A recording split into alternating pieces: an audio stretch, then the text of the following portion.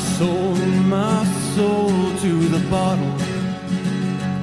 Still none of my friends have left me yet. I'm the same man I was since the age of 13, and I've lived my life with no regrets. If you're looking for some freedom, all it takes is 10 drinks minimum. If you're looking for rhyme or reason, all it takes is 10. What? Here we are. We're live. This is 10 Drink Minimum, powered by Topo Chico Hard Seltzer. Smiley, you got one of those? Wait a minute. That's not. Wait a minute.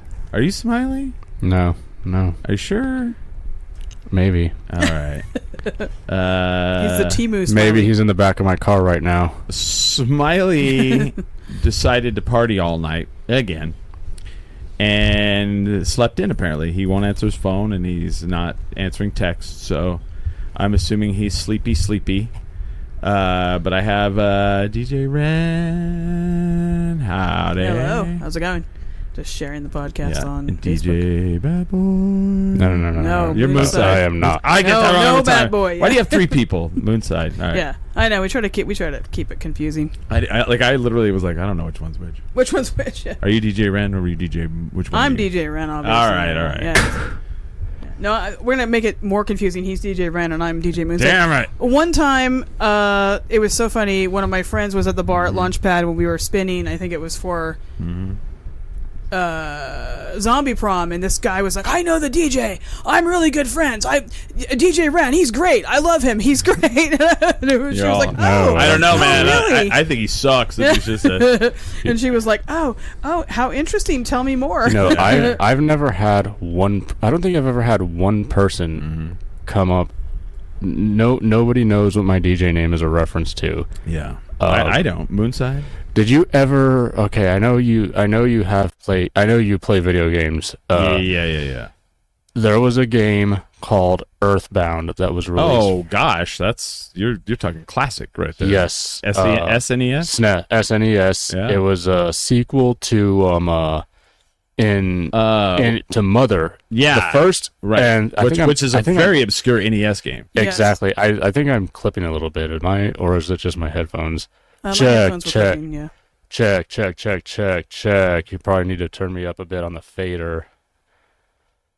Check. There we go. It's probably dialed in for James's. It was, voice. So I was. There was so Mother was released in Mother was released on the NES, Japan only. Mother 2 was Earthbound. In North America, it was released as Earthbound because we didn't have Mother. Oh yeah. So they gave it a completely different name. It's a very there's a part of the game where you go to a city called Fourside, and there's this bizarro alternate mirror universe version of the city called Moonside that you warp to, and it's part of the story. And if any of you guys listening have access, just look up Moonside on Google Images right now, and you'll see that's the aesthetic that I'm kind of trying to conjure. It's kind of a synth-wavy looking space. It's very bizarre. Earthbound is a very deep, esoteric game, and it's and that's totally all right. Oh yeah, see. And it's SNES too. It's meant to invoke something like the opposite of the norm. Is what I want. Is what's nerd alert. I'm just kidding. I'm just kidding. Nerd alert. Nerds. That's the origin of the Moonside. Yeah. I'm just kidding. Plus, it's a cool name. Plus, it sounds goth or whatever. And DJ Ren, where did that come from? Well, do you really like that music venue over here? Oh my God! Don't. Oh God. No. I didn't want to be DJ Ren. My original DJ name, because I've been DJing for 14 years now. My original DJ name was Smash Atoms, like Smashing Atoms, but it's Smash ADAMS. Oh yeah. People thought that was cool, but then they kept saying, "Hey, it's DJ. Hey, it's Ren. It's Ren the DJ Ren." And then I tried to do DJ Flatline, and it's still they kept saying DJ Ren. So I was like, "Fuck it, I guess." Flatline. Yeah, Flatlined. Smash Adams smashed out the door and left, and then Got it. DJ Ren stuck. So I know exactly what he's talking about. Brian from the chat says. Oh, nice. There is one person who look at his cool. who knows who gets the reference. Well, so mine is so like I'm not a DJ, but like my handle that I use on video games is Sickboy, SIKBOY, and everybody always thinks it's from the movie Train Spotting, but it is not. What's it from? It is from an obscure WCW pro wrestler that was in Raven's Flock, and he was called Sickboy, SIKBOY. Oh, nice. Yeah. So and then when I put it in on video games, I do the lowercase SI and then a capital K and then lowercase BOY. So nice. You always have to replace just a couple characters with alternatives if some other asshole has used the name. Replace an O with a 0, put an underscore. It's funny when you see like people that have like just crazy ones, and you're like, okay, it's like M00 N. You know what problem I run into lately? The handle I've been using a lot in video games is Analog Kid. Okay, and a lot of times it gets blocked because it has the word anal in it. And the anal og kid. Okay. So either somebody already took the name, which is fine. I can just add an underscore, or I'll put like they're like, no, sir. No anal boy. No anal boy. Or I'll do an underscore, replace an O with a 0. I always get the name. I just have to make some adjustments to it. Or one time I put Analog Kid 20, and I think Chris, you might like this. I was like, maybe I'll just make like a sly reference to the K20 engine. There you go. I like that. I do like that. Analog Kid 20. I do like that. You know what you reminded me of. So I do play video games. And every once in a while I'll play some sports games. I like the NBA 2K series. Well, you can create your own player. So I'll create, Chris, and then I'll go to put the last name in. And it will not let me use my last name because it says that because some BURNETT, I have no idea why. I've been trying to figure this out. It says my last name is not allowed because of violating the policies. Okay. Like there's something with my, like you said, analog because the word anal's in it. Well, what's wrong with Burnett? I know, is it burn? Like, are they afraid of pyros? Like, I don't know. I don't know. And so I've emailed them. I'm like, why can't I use my last name? Why can't I lose my actual last name? It's so I always have to put in Barnett, BARNETT, which drives me crazy because that's like the thing that people always like tell me. They always go, your last name's Barnett, right? And I go, nope, it is Burnett, BURNETT. Oh yeah, because they've seen Chris Barnett. Yeah. But isn't that weird? Like it tells me it's happened a couple different times on different things, but it's like, yeah, you're violating our like what public, if you said Chris whatever. Fire? Are they gonna be like, that's fine? I don't know. What is it? I don't get it. Maybe they think I'm trying to put burnout. I don't know. It's very strange. I don't know. So we are all. The three of us made it back. We apparently. did. Yeah, apparently. I don't know if all the people made it back. Smiley might still be out there. he might still be out there. So we filmed a music video last night. Yep. The three of us, not just the three of us. I'll start over. The three of us took part in a music video. It was not. We did not. Well, I kind of filmed some of it, but we all were asked to join in on a music video for the band Simo and the Lovers. And it's funny because it was like the theme was like Mad Max post-apocalyptic. And I thought it was funny because you guys showed up. Like, first of all, you got the assignment. A lot of people got the assignment. I did not think people were going to get the assignment as well as they did. But what was funny to me is like a lot of people, including myself, were in costume, like we were out of pocket. You guys were like in your clothes you wear for different things. Yes, exactly. Right? For the most part, yeah. I was wearing. Well, one thing I like about Mad Max, despite here's a huge confession, I don't watch a lot of films. Yeah, there's a lot of movies I haven't seen, and that includes Mad Max. So, but I'm still familiar. Even if I haven't seen a film, I can still be very familiar with like its place in the pop culture zeitgeist. Okay. So I know if you say Mad Max inspired, I'm like, I know exactly where you're going. Well, see, but one thing I like is that the Mad Max is a lot of the costumes are like very like BDSM coded. Oh yeah. So like that's when I saw like when I saw Mad Max, like, oh, I can finally put that harness that I got at a specialty shop in L.A. Real leather. That was a real leather harness you saw me wearing. Nice. Like, that actually kind of looks like what Lord Humongous wore. Yeah. in the Yeah, it second literally one. did, So yeah. I was like, then there it is. So you've never seen any of the movies? Not all the way through. No, I've seen clips. Like Yeah. I know the plot. I know it's Mel Gibson versus the entropic decay of civilization. And so the first one is like Mad Max, which I think a lot of people feel like is the weakest one, which is interesting. Yeah. But like, which is weird. Like, how often is it I've like heard the that, the yeah. very first film to be like the shittiest of the, you know?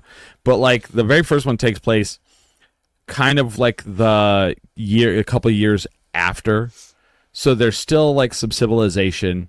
There's still like governance. He's part of the highway pursuit force, and you know they keep the peace, and it's showing that you know that society is like sliding, you know, like it was what they think.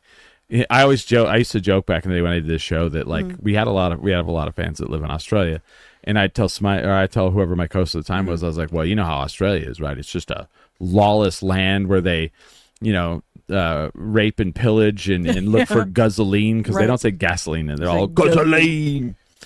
And the second one is definitely like, you know, like probably 8 to 10 years after the first one.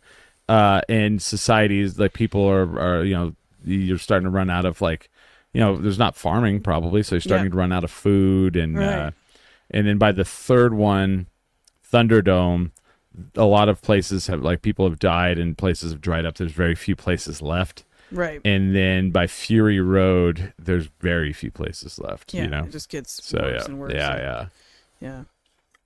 I think honestly, and I don't mean of the series, I think Fury Road is, and I will put this up against a lot of films. I think Fury Road is a masterpiece of filmmaking. I feel like, first of all, I feel like he'll never do anything that great ever again. No. And have you seen Fury Road? Yeah. Do you think Fury Road? I think it's I think Thunderdome and Fury Road are my two favorite. Thunderdome. I think Thunderdome is the most quotable of all of them. And I feel like it's more. I don't Who know, run Bartertown? But Master Blaster. No, I agree. I think it's because I feel like it gets the closest or it's the most biting common. You know. Yeah. Well, I mean, the Fury Road is just like, it's funny because like people are like, well, I went to go see it. There's not a lot of dialogue, and I'm like, yeah, they didn't have a script. They literally just storyboarded the film and then made it. Yeah. And it, like, to do that, it's like what we did yesterday. Yeah, literally. We didn't have a fucking script. Yeah, we're gonna kind of be over here, and you guys are doing what people in a post-apocalyptic environment filmmaking do. is an inherently visual form of storytelling. It is. They're one of the things that they say, one of the most tried and true rules of filmmaking is if you're making a movie is to show, don't tell.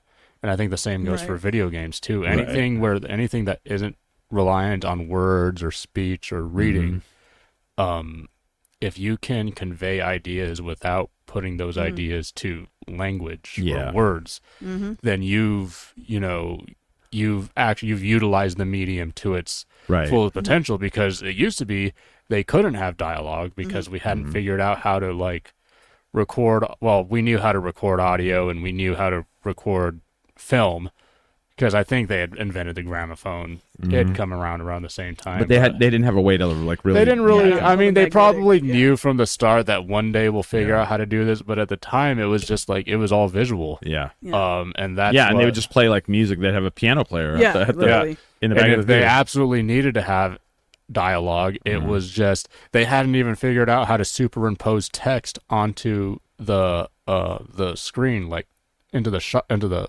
frame, like subtitles. So there would have to be a whole. The action would stop just so you could see the card with the dialogue, and then you get back into it. Oh, that's right. Yeah. The woman would like run away, and she would go, oh, yeah, and then it would say like swoon or something, you know, like a big card. And I remember I did actually take, and when I was in high school, I took an elective where we just studied movies. It's called The Story of Movies, and we watched this. I can't remember the name of the Charlie Chaplin film. It's the one where he woos a a woman who thinks that he's a wealthy man, even though he's not.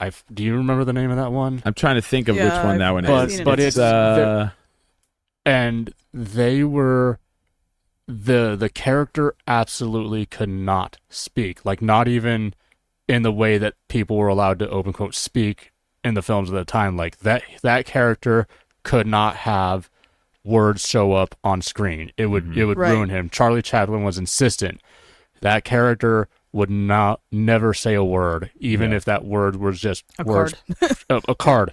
So they're like, how do we create a situation where she mistakes this person for somebody who's super wealthy?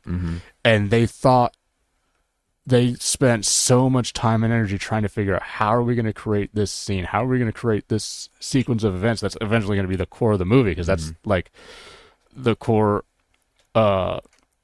the plot is that she thinks he's a rich man when he's not. So what they end up doing is there's a scene where somebody gets out of a car and closes a door, and Charlie's character is standing right there. And she hears, and I think the character might be blind. I think the woman might have been blind in that film. But the point is, Charlie, I could be wrong on that. Don't quote me on that. But they set it up so that to show on screen, somebody gets out of a car, which at that time was a symbol of status.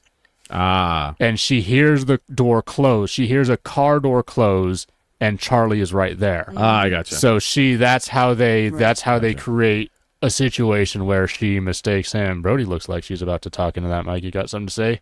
She does look like she's about to talk into that mic. That's how she. That's how they. Well, that's how they created the. Yeah, it's a good example of how you don't need to have dialogue to draw. Exactly. The other thing they would do too, and it's weird because like in the second music video I was in, which was the Dog Joy video, we did a little bit of what like what you're saying is like, how do you tell? Because like music videos, you don't want audio like of the dialogue. Because you have the music playing. Yeah. So like there's a scene in the Dog Jury video that you can go watch on YouTube. If you type in Dog Jury, you can watch it. I'm in it multiple times. I helped do some of the scenes. I helped film a lot of it. But there's a scene where the band, they're like in this arcade. They're kind of up to no good. And they're all playing games and they're all ha ha ha. And they look over and like I'm a security guard and I'm like my back is to them and I like turn and I'm all and then point like that, and so like there's you don't know what I said, but I said probably hey, but like in those like old silent films they'd be like, exactly, and it just was like so over accentuated that you knew like they would go and they'd blow a whistle or something, and like the people like like it's a cop, he's saying stop, know, so they would do stuff like that, which is interesting, but it was interesting to do this music video last night because like I'm a guy that I've been doing this kind of stuff for a long time. I've filmed a lot of things, and I've had to, like in my older age, let go and let other people like lead and do, and it's made me a happier performer when I'm not the end all person. Yeah, and that was nice because but I was worried like I was going to get there and there would be like I didn't know because there was little information. Yeah. So I was worried I was going to get there and they were going to be like, well, you're going to film, and I was like, well, okay, because I didn't know. Right. Because they were like, can you bring this? Can you bring this? Do you have this? And da da da. And the stuff they were asking for, I was like, well, and luckily they had two videographers. And they were kind of directing things, and then there was some other people I didn't even know who they were, and they were kind of like stepped in, which I didn't like, but that's okay. That's not my Right. But the thing I hated is we were on that truck. So the whole premise is like, should I say the premise or let it just go? I think that you could. I think it's okay. Yeah, all right. Yeah, because it's going to be all over though. So the whole thing is like we're post-apocalyptic. The band is like there's like an old Ford F-150 that. That had bad vibes attached to it. I'm going to say that because it's not my story to tell. So they wanted to destroy this truck in IRL. That's the thing. If people are like, why did you beat up this truck? Well, there was some bad vibes to it, and they wanted to kind of exercise those demons. So we went out in the middle of nowhere. We all dressed post-apocalyptic, and we had a dance party, and we fucked up a pickup truck. But like the thing the one thing I just didn't like, but hey, This is what you do as a performer. I'm up on the side of the truck when they had all of us like up there on the truck. Yeah. Did you guys get up on that truck at I that didn't, point? but Steven did. You did. Yeah. Were you on the I was left on- side of the truck or the right side of the truck? Looking from, let's see. If If you're facing the if you camera. were sitting He in was the on the left truck, side. Yeah. if you were sitting in the truck driving it, I would have been on the right Yeah, side. he was on the left facing the camera. I was on the left side, on the ground. left side facing Oh, okay. the camera. So you and I were on the same side. because the then. camera was shooting from the back of the truck. Yeah, yeah. So Candace, our friend, who was like the lead singer of the band, her parents are out there, right? And they have these large sticks, and they're with netting, Like fish net. like fish netting hanging from the string, right? And they're dipping the fish netting into like soapy water, and they're bringing it up. And as soon as they bring it out of the bucket, I mean, the wind is insane. The wind was like 30 mile an hour yesterday. Yeah. They'd pull it out of the water, and it would just supposed to blow bubbles all into the scene, right? Yeah. If you were on the passenger side of the truck, you just got fucking blasted with like soapy bubble water. It was like ice cold bukkake Ice, from Aquaman. yeah. It was kind of cold. Yeah. Yeah. And there's a couple of times, and you're supposed to be like dancing and having a good time and vibing, and then ice cold bubble water fucking blasts you on the left side of you, right? And there'd be like a collective scream. Ah! And it hit me in the fucking eyes. Like And I was we like, were all worried it would be too hot. And Yeah. here we are being like, "Grr, this is kind of cold." it's fucking cold. Yeah. It was, it would, I got it in my mouth. My hair has beachy texture from the soap that's still in it. Yeah. That's the other thing too. Yeah. Like the wind's like 30 miles an hour, so your Yeah. hair is getting fucked up. Oh, yeah. From just the wind and Just the from the dirt. wind. The wind in this. Okay, and the dirt that was out there was like a silty. Yes. Like a silty dirt. And then you're getting fucking soap in it. I was like, my hair was so dried out and gross today. Yeah. But that was probably one of the bad parts.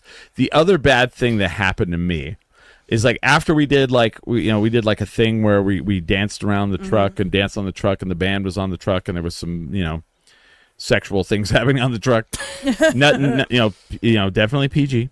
PG-13. PG-13. PG-13. Nothing X-rated. Next X-rated. This wasn't a lecherous. No, it's gonna be on YouTube. So yeah. But they decided we were gonna bash the truck to shit, right? So At least as much as we could. as much as we could. So then, the first thing is they took the windshield out and then like whatever. But at one point, someone needed to take the back windshield out. Oh yeah. One thing I don't think people realized is how, first of all, cars, the technology on cars, the technology has gotten a lot better on cars. Oh, yeah. For sure. The durability has gotten an insanely amount worse. Oh yeah. And I don't think a lot of people were prepared for how durable a 80s Built for tough. Oh, yeah. what year do you think that truck was? It was Pickup probably truck. It was that generation Like was late- 92 to was it? I thought it was late 80s, early 90s, but yeah. not quite early 90s to mid to late 90s, I would say. It was like a Ford King Cab Basically, it could have been F-150, it could have been a very bizarre Ford commercial yeah. with people literally hitting it repeatedly with sledgehammers. Yeah. Right. Yeah. It would have been more Well, fun. I brought a sledgehammer. Golf clubs, And sledgehammers. when I said I was shovel. bringing a sledgehammer, they told me no. They're like, I don't think we need that. And I was like, I Yeah, you do. absolutely Oh. think you're going to fucking need that. And because they brought like a pipe wrench, Yeah, that's not and gonna a little mini crowbar, no, no, no. and like baseball bats.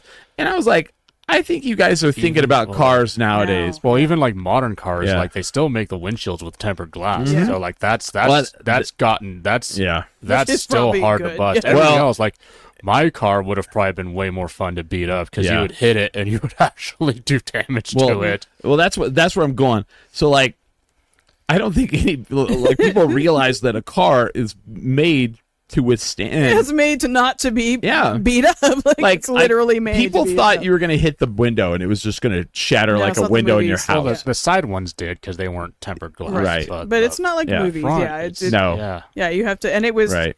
even for, I think it was Chris Walsh that beat the passenger side door handle off. Yeah. But it took him quite a few Yep. sledgehammer Oh, yeah. swings, not because he's weak, You but know, just I because was- it's made to stay on. I you know? almost felt bad because like it's.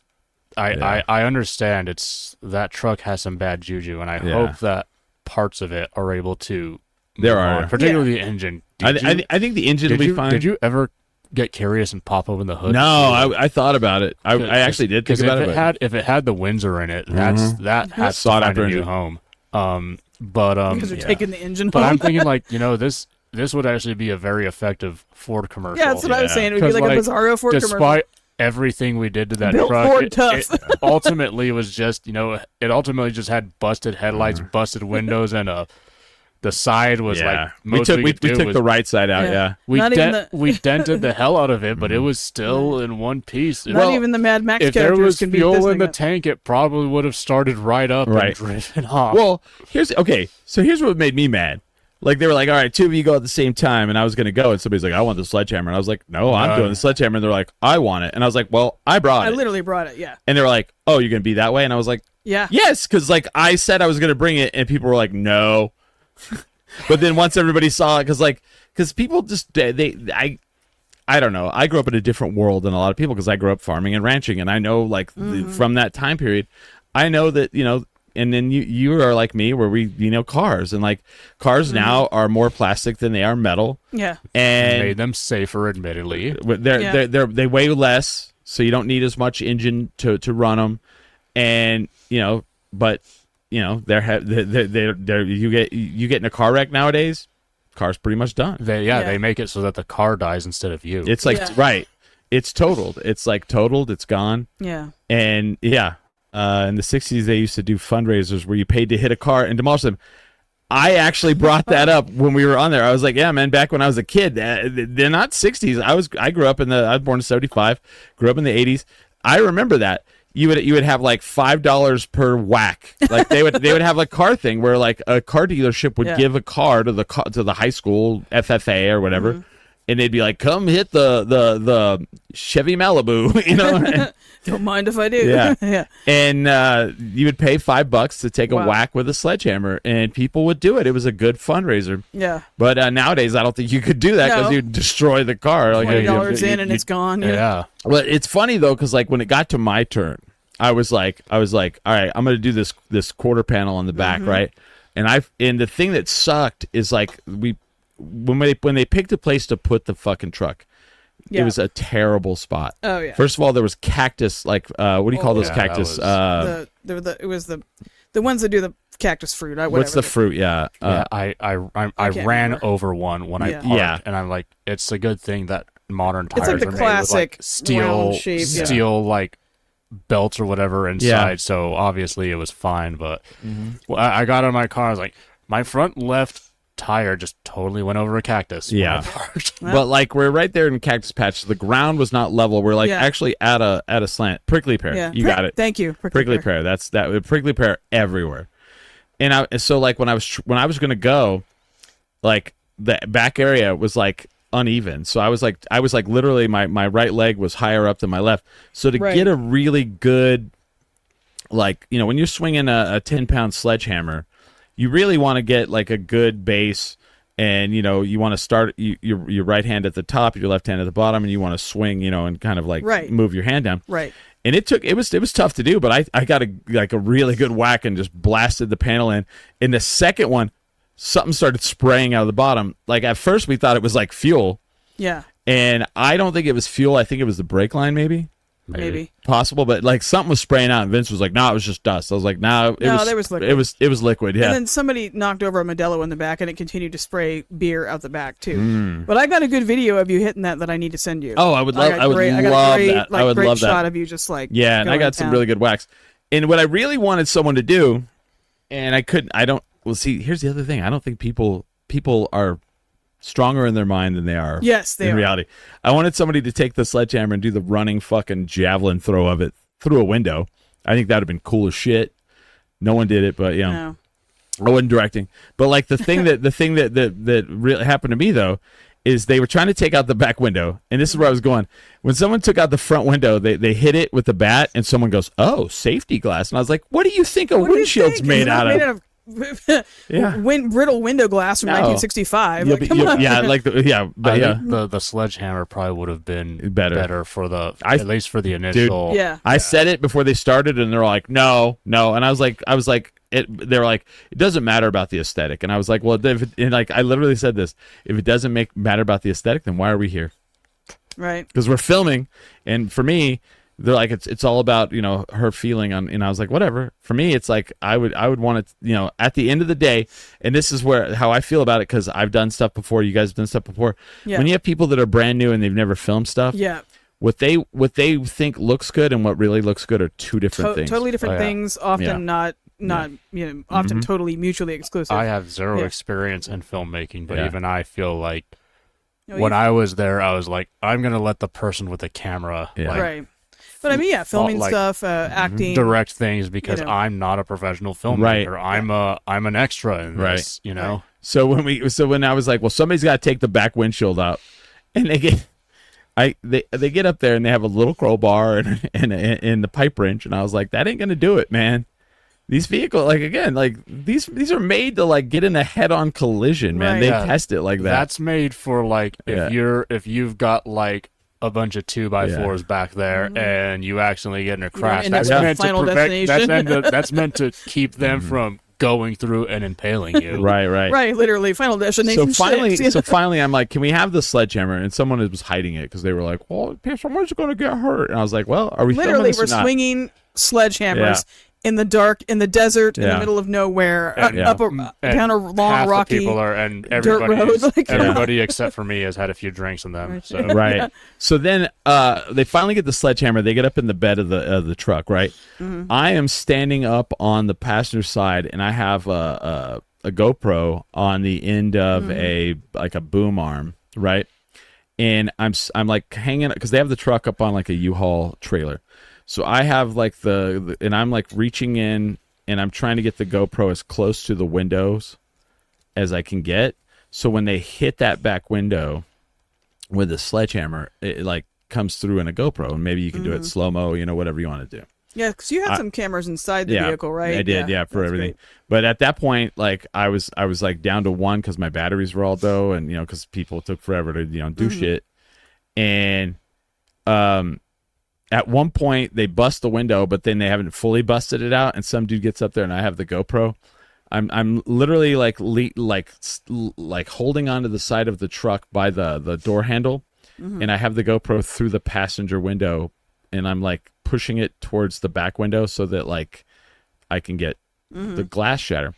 And this guy gets in there and he fucking hits that glass, and it shatters, and it just sprays me in glass. Oh my god. And it got in my mouth. Oh no. And people were like, "Holy shit!" And I just spit it out, and they're like, "Are you all right?" I was like, "Yeah, I'm all right." He just turns his head, spits some glass. It's all for the art. Same, yeah. I mean, that's how it goes. I like someone's like, we didn't know that was gonna happen. I was like, I did, and I Yeah, was like, it's glass. It's but I was You're- willing to you're take ready that. for it. I was willing to take that because I wanted to get the good shot Right. of at some point, like, you know, of glass just like blasting into the car. right. And You it's know? still safety glass, so it's going to be crumbly instead of And splintery. I had you know my glasses on, so it wasn't gonna fly in my eyes. You know, and it was fine. it was is fine. good that they made sure everybody who took a crack at the vehicle had Yeah. Had eye different protection. glasses, Yeah. But and yeah, so you know, it was interesting. It was an interesting night, and then someone's vehicle got on the way there. Somebody's vehicle got broken, I guess. Yeah. I know. I feel bad for him because when we passed his car, I was like, because it was still there when we were on our way back. It was like, Yeah. past him, it was pretty smooth. I don't know what it was. Like, I don't know what he hit. Yeah. Something I thought hit it would have been closer to where the party Where it was, got because really bumpy. once it got really rough, I was like, whoa, I would have, like, I mean, I've driven my little hatchback through worse before, but I would prefer not to. Like, if I knew it was going to be that rough, I would have borrowed my mom's Jeep. Yeah. But you know, Well, and it was weird too because that land. So we were out south of like Albuquerque, and when they originally said it's south of Albuquerque, like an hour, I thought we were going to be like by Belen. Yeah, me too. You know what I mean? Yeah. And because I think of that as like south of Albuquerque, but it wasn't. It was like south of Isleta Pueblo, and you drive through Bosque Farms, you drive through Peralta, and then we're out on some land like that. There wasn't even there was no power. Yeah. Did you notice there was like Yes, no no power power. lines anywhere? Yeah. It was like the most perfect land for filming like a Western. Yes. Yeah. Because like you could put the cameras and you're in the crew at a certain area. Yeah. And you could just literally pan across. Oh, and you would think it was like the Old West because there's no road that you could see. There was there was no power lines. There was no buildings, and there's mountains in the background. And I was like, wow, why does like the film not come out? Film ops not come out here and film. Yeah, this is like incredible. The perfect. And then at one point, you could kind of film like pan across at dusk, and you really couldn't even see Albuquerque, even though that was the direction. Yeah, I don't know. Pretty intense. It was a pretty intense area, and they were like, "Yeah, he bought this like half acre for like $600." And I was like, "What?" That's crazy. And they're like, "Yeah, all this land, it's cheap." And I was like, I mean, I believe it. There's nothing out there. "Well, but I mean, except for surprisingly good cell service." Yes. Yeah, that was bizarre because I felt like we were very remote. It was like a nighttime My shot. assumption is that there's probably a cell tower somewhere in Oh, Los yeah. Lunas. Oh yeah, and it was there's reaching us. there's no obstructions like between there and. Oh where no, we are. there was cell towers closer than that. We saw them. Okay. Really? So and I'll get to that in a second because I know there is because I've now. Well, we'll get to that because there was some crazy shit that I watched earlier this week. So I think that I know there is some by the base. Mm-hmm. Right. I know that and you got to realize we're right by the mountains. Mm-hmm. There's some up on the mountain. Yeah, that's true. And so anything that's up on the mountain, but you got to think there's nothing blocking anything. Yeah, no buildings, no other noise pollution, like but whatever. If here's the deal, like maybe that land is $600, but if you had somebody come out there and drill a well, it ain't gonna be $600 no more. Right. Because you could, and Smiley's like, well, yeah, but there's no power. I was like, well, there is if you have solar.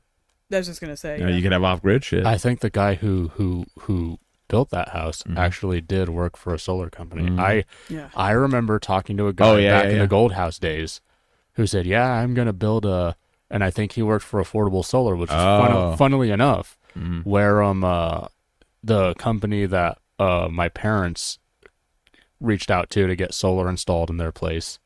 So there's a very real chance that this guy actually went all the way to my parents' house in bumfuck Rio Rancho. Like, nice. Not just Rio Rancho. I'm talking about the Rio Rancho Estates area. Like, I don't know if you've ever been up that far, but off of Rainbow, it's all dirt roads. Yeah. but not as cool as where we were. Yeah. But I remember talking to a dude at Gold House back in the Gold House days, like, yeah, I'm going to buy some land down. Yeah, I think that's him. That was... Yeah, that's probably him. Pretty cool guy. I think his name was James. Yeah, that's him. Yeah. Yeah, he was out there, Yeah. It's a cool location. Well, going back to the cell tower thing, right? So I go to my girlfriend's house on Wednesday, and I have dinner, and then afterwards we like to watch shows together. And when I get there, she's like watching a documentary while she's cooking, and I'm like, "What is this?" She goes, "Oh, it's the documentary on Netflix about the 4 kids that were killed in Idaho at the University of I think it was University of Idaho or whatever one is right by Washington." State, Washington State. There's 20 miles between that college and the border. Another college that's in Washington.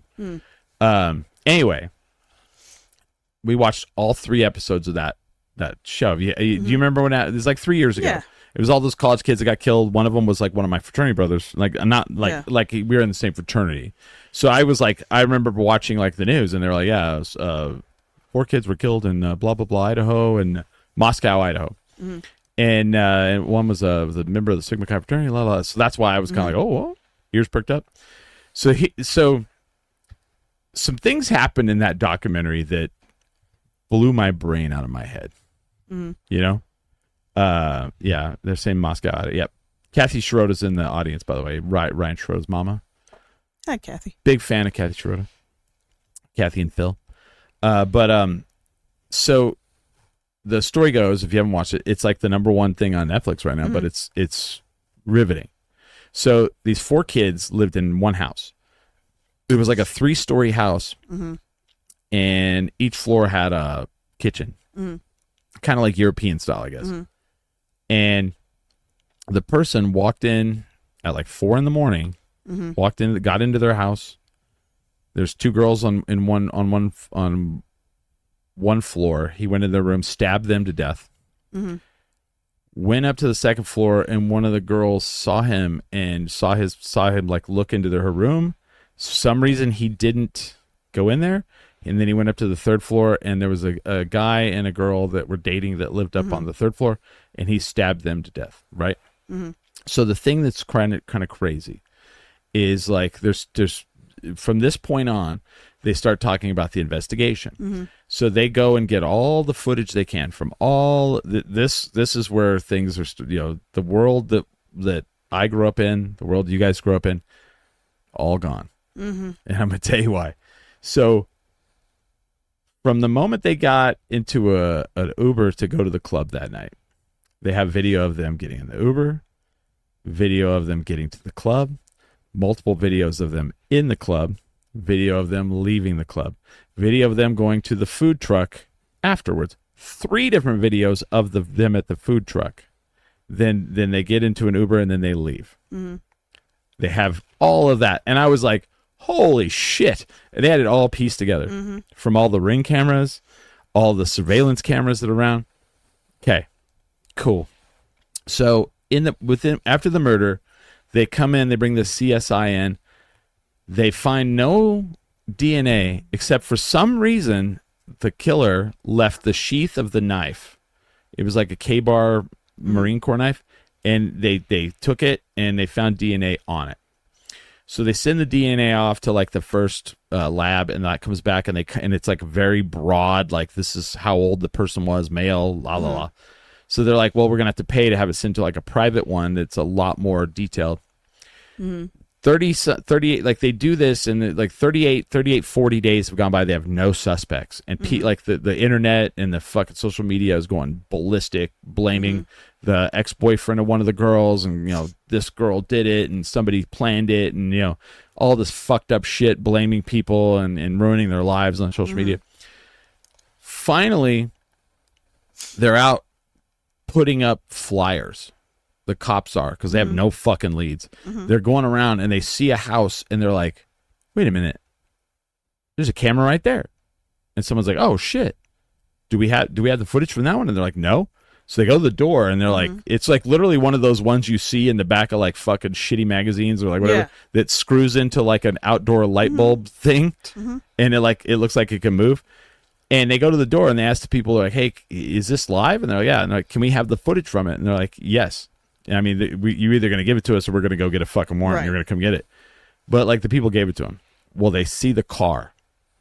A car turn on that street at, like, 4:06 a.m., right? They could kind of see that it's kind of white, and they slow it down and do all kinds of shit.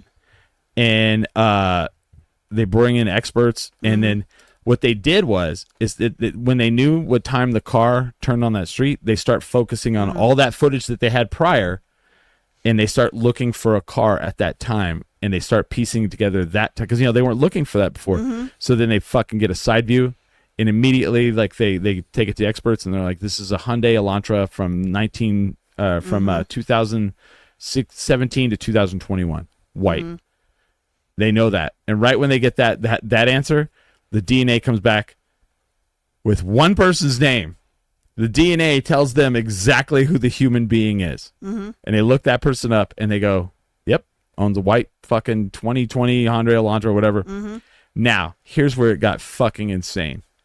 So they don't just go and arrest the person, right? They were able to piece together the movements of that guy as far back as, I mean, because they have to get warrants for everything. They were able to piece together that guy's life everywhere that he had been for 6 months at every fucking moment of the day. And how do you think they were able to do that? Probably cell towers. Yeah. They were like, as soon as you like drive out of your house, your phone connects to a cell tower. They know exactly where you're at in that area. Then as soon as you get to a certain part of town, it connects to a different cell tower. Boom, they know you're in that area. And it was like, it blew my mind. So then they got that, and they knew where he was currently. They were like mapping him. Wow. Because he was driving to Pennsylvania with his dad. They were mapping him driving across the country. And at one point, they were like, oh, he got pulled over. And they got the body cam footage from the cop, like, that day of him getting pulled over. Wow. I was like, oh my God, this is fucking insane. Yeah, they can. How fast they're like, boom, boom, boom, boom. And then they know exactly where he stopped. They knew, and then they were like, okay, he went to his parents' house in Pennsylvania. And it's unbelievable how like, pow, pow, pow, pow, pow. Now, they never found the knife, though. Because they were like, he could have, he lived in Washington State. And for 6 months, every day he traveled to that town to go scope out those kids. Really? Yep. And the day after the murder, he never went back. So he targeted them for a long time. Oh, yeah. It was fucked up. It's like he was like, he graduated from DeSales University with like a bachelor's in criminal justice. And his focus was on serial killers. And he like studied under a woman who wrote this like famous book about serial killers. But what blew my mind is how like they were just literally tracking the dude like everywhere he was at. And then they were like piecing together like his last 6 months. And they were like, yeah, at this time of the day, he would go here. At this time of the day, he would go here. At this time of day, boom, boom, boom. And I was like, damn. Yep. We are in a police motherfucking state. We're done. We're cooked. Yeah. We got and he was studying criminology. Yeah, And they said he was like real introverted unless he was in the serial killer class, and then he was like he would ask questions to the point where he annoyed everyone. Right. Don't forget his selfie. Oh yeah. Tell me, DFoxy33. DeFoxy. Tell me what the selfie was. I forgot. Little Bobby's in the chat. What up, Tendrick? Hello. But it just blew my mind that like they can literally like piece together your life to use it against you. They're like, damn, you're going to Founders too often. How many times are you going to eat at Taco Bell this week? Yeah. They're all ate at Taco Bell again. Taco Bell again. he must leave the house for a couple days. Must have had the diarrhea. I see him going to Walgreens in the pharmacy section. Yeah, there he goes again, getting the Pepto. He purchased Pepto. But they would know exactly what you bought. Yeah, like because they could pull. They could track the record. They could track the records. Yeah, they can literally piece all of it together. There is no way to. Yeah. After he murdered the next day, he took a minor selfie with a thumbs. Oh, that's right. The day after the murders, he took a selfie and he's all gross. Yeah. Oh, that's right. He's a fucking. And you see the guy. And like again, it's like he's one of those dudes. If he showed up to like your party, you'd be like, "Who the fuck is that creepy looking dude?" Right. Like he just had the look of it. Yeah. Yep. But they weren't able to give him the death penalty because they couldn't. I don't think they could find the knife because they couldn't find a weapon. But he got 10 life sentences. Oh, well. Which But fuck, man. But the thing that just woke me up was like, is like how they don't catch more people? Yeah. Like, man, they can fucking go back and not catch them, but like they can map you out. Like it is unbelievable how much they can map you out. I was like, man. So even way out there, all of our phones are connected. I'm like, oh, we've got good service out here because it's constantly connecting. They're like, you guys were out there, murdering, weren't you? No, I swear to God. We were murdering a truck. Murdering a truck. Trying to murder a truck. Yeah, we didn't murder no truck. Definitely not murdering millipedes. The Ford F-150. We were roughing it up at the most. It was. Yeah. I think they were very adamant that we not damage the rims. They wanted to sell those rims. James Smiley saved the millipedes though. What's okay? So millipedes are safe. They're not poisonous. Yeah, centipedes are the poisonous ones. Yes. All right, because there was so we were like in millipede land. Yeah, there was a ton of them, and then they play dead. I didn't know that, so they would coil up really tight and look like poo.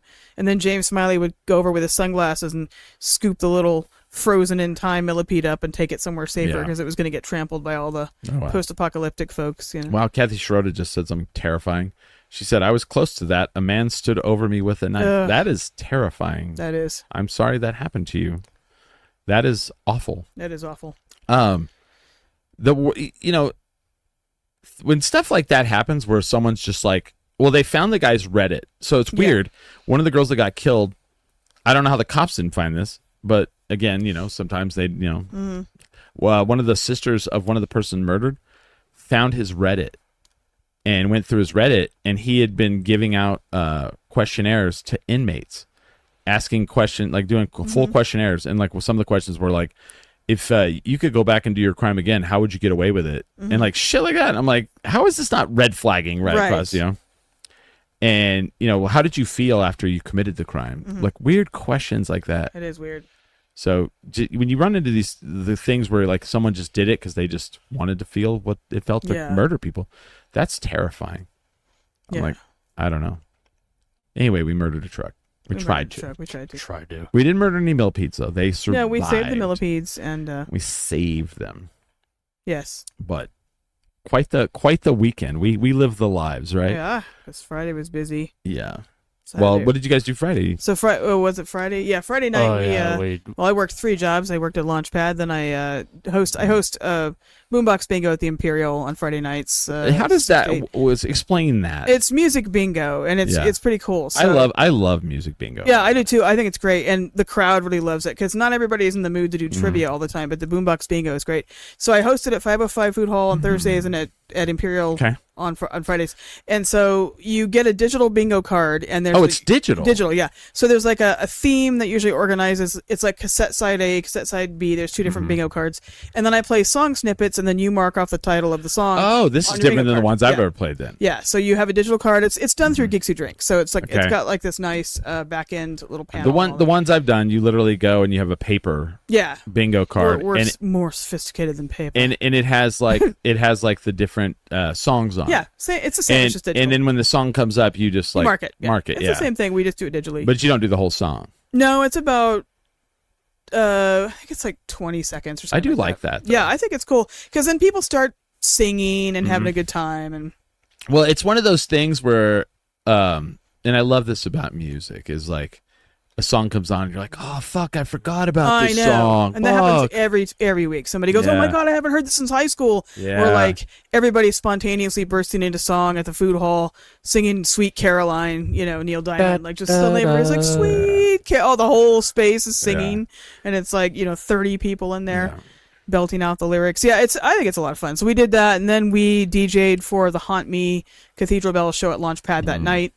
And then the next day we dressed up as we raided our goth night closet and just put dirty makeup on. And did you guys feel like when you got out there, you're like, hey, my culture is not your costume, assholes. We made jokes, but it was funny. Well, it's not really like, I know there's like some overlap, but like goth, like we were going for more of the like. At least I was going for more of like the bondage angle because that has a lot in common with the Mad Max aesthetic. It does, yeah. Well, what I love about you, Steven shows up, right? He's in like this leather harness. Like if you Google like Lord Humongous, if you Google Lord Humongous, except I'm not swole like Lord like him. But I mean, we don't know anyone like that. Dad bod Lord Humongous. Yeah. Well, but my favorite part is you come out there, you have this harness on, you have like these little shorts on. And then they're like, oh yeah, we're gonna get ready. Let's take a picture of you. And then Ren's like, oh, we'll get into your full costume. And we're like, what? And he's like, is there more? And he starts taking off the shorts. And you had even like you had Speedo shorts on underneath with a zipper, with a zipper on the front. That's kind of what they wore in Mad Max. Not much in the way between little Steven and the rest of us. That's right. There wasn't like when you turned on the flashlight and you said, oh, Steven's balls. Yeah, that was funny. Yep. Yeah. That's where we were at. Yeah, so that's what But hey, you guys got the assignment. You got full throttle. It was great. And there was some other people that like were they did the best they could, but then there were some people that were even more. I mean, there was some crazy stuff. There was some crazy shit out there. I thought it was a nice range between the serious, cinematic version and then the campy, silly, like Ian Gerald coming up with silver bubble wrap strapped to his arms, like bracers. I was like, okay, that's kind of funny. I got. It's funny because his girlfriend, what's her name? JP. JP. Yeah. So she did a thing on the top of the truck, and I feel like she jumped the gun on it. Luckily, I had my camera ready, and I saw she was about to go, and I hit record really quick. She got up on the very, very top of the cab of the truck, and like as she was swinging, fell into the splits and hit the fucking windshield of the truck. That. And like, I don't think the other people were ready to film, and I caught it. I wasn't. Yeah, I caught it. And so I have footage of that. Thank God. That's what we meant when we said PG-13. Yeah, it was pretty impressive. She slid right into it. And went, she, like me, was not leaving a whole lot to the imagination. No, there was a bit of that. There wasn't a there wasn't a whole lot between her and us either. Yeah, in the post-apocalyptic world, there it's very There's hot. not. Yeah, it's Very very hot. It's very hot, and either you're wearing big baggy torn up stuff or you're wearing nothing. Right. And there was a boob liberation during one of the filming scenes that Oh, I didn't see everybody's that. like, oh, hey, your boob is out. Oh, I missed that part. you missed that part. That's all right. I looked at it for several seconds before. I was like, oh, there's no pasty on that. Oh, okay. Nipple. No, there were piercings. Yes. I guess Ah. Steven got a good look. When was that? Was that That during was the? when that was- Candace was in the chair and we were all, I can't wait to see pictures and footage Yeah. from that, when we were all behind them, like fading into the distance. Oh. And she was like in the chair Yeah. moving around. And then somebody up in the front, boob popped out and it was. Oh, I can imagine who it was. Yeah. Yeah. Yeah, there was some people that I was like, you don't. Yeah, I don't That's know not what's going holding to that. stay in there. I don't. Yeah, there's not much holding that in there. All right. But, in a post apocalyptic world, Yeah. things fall out. Yeah. Nobody got sunburned. I think we Nobody all did get okay, sunburned yeah. because it was nice and overcast. The clouds came in. And then periodically just, nice sun. just the golden right hours moment then. to got Yeah. overcast. And I was worried it was going to rain. It didn't rain. It sprinkled for a couple very times. Yeah. lightly. Yeah. So it was pretty good. Yeah. Before we go to break, I'll do a Smiley update. There is none. Still haven't heard a word. So we still have the alternate smiley. Smiley Alternate 2.1 Smiley. now. This is the Yes. second time I've Yes. sat in this chair. 2.1. Yeah. There's probably people watching that are like just glancing over, and they're all, And they think it's the same. and they probably think They you're might Smiley. think it's I wasn't even going to wear the sunglasses until I knew I was going to be. In I mean, the you Smiley look chair. at a brief glance Yeah. on the screen like Smiley. Yeah. Yeah, if you just kind of turn it on real quick, they're like, "Oh, wait, Oh, is that Smiley's here." Smiley?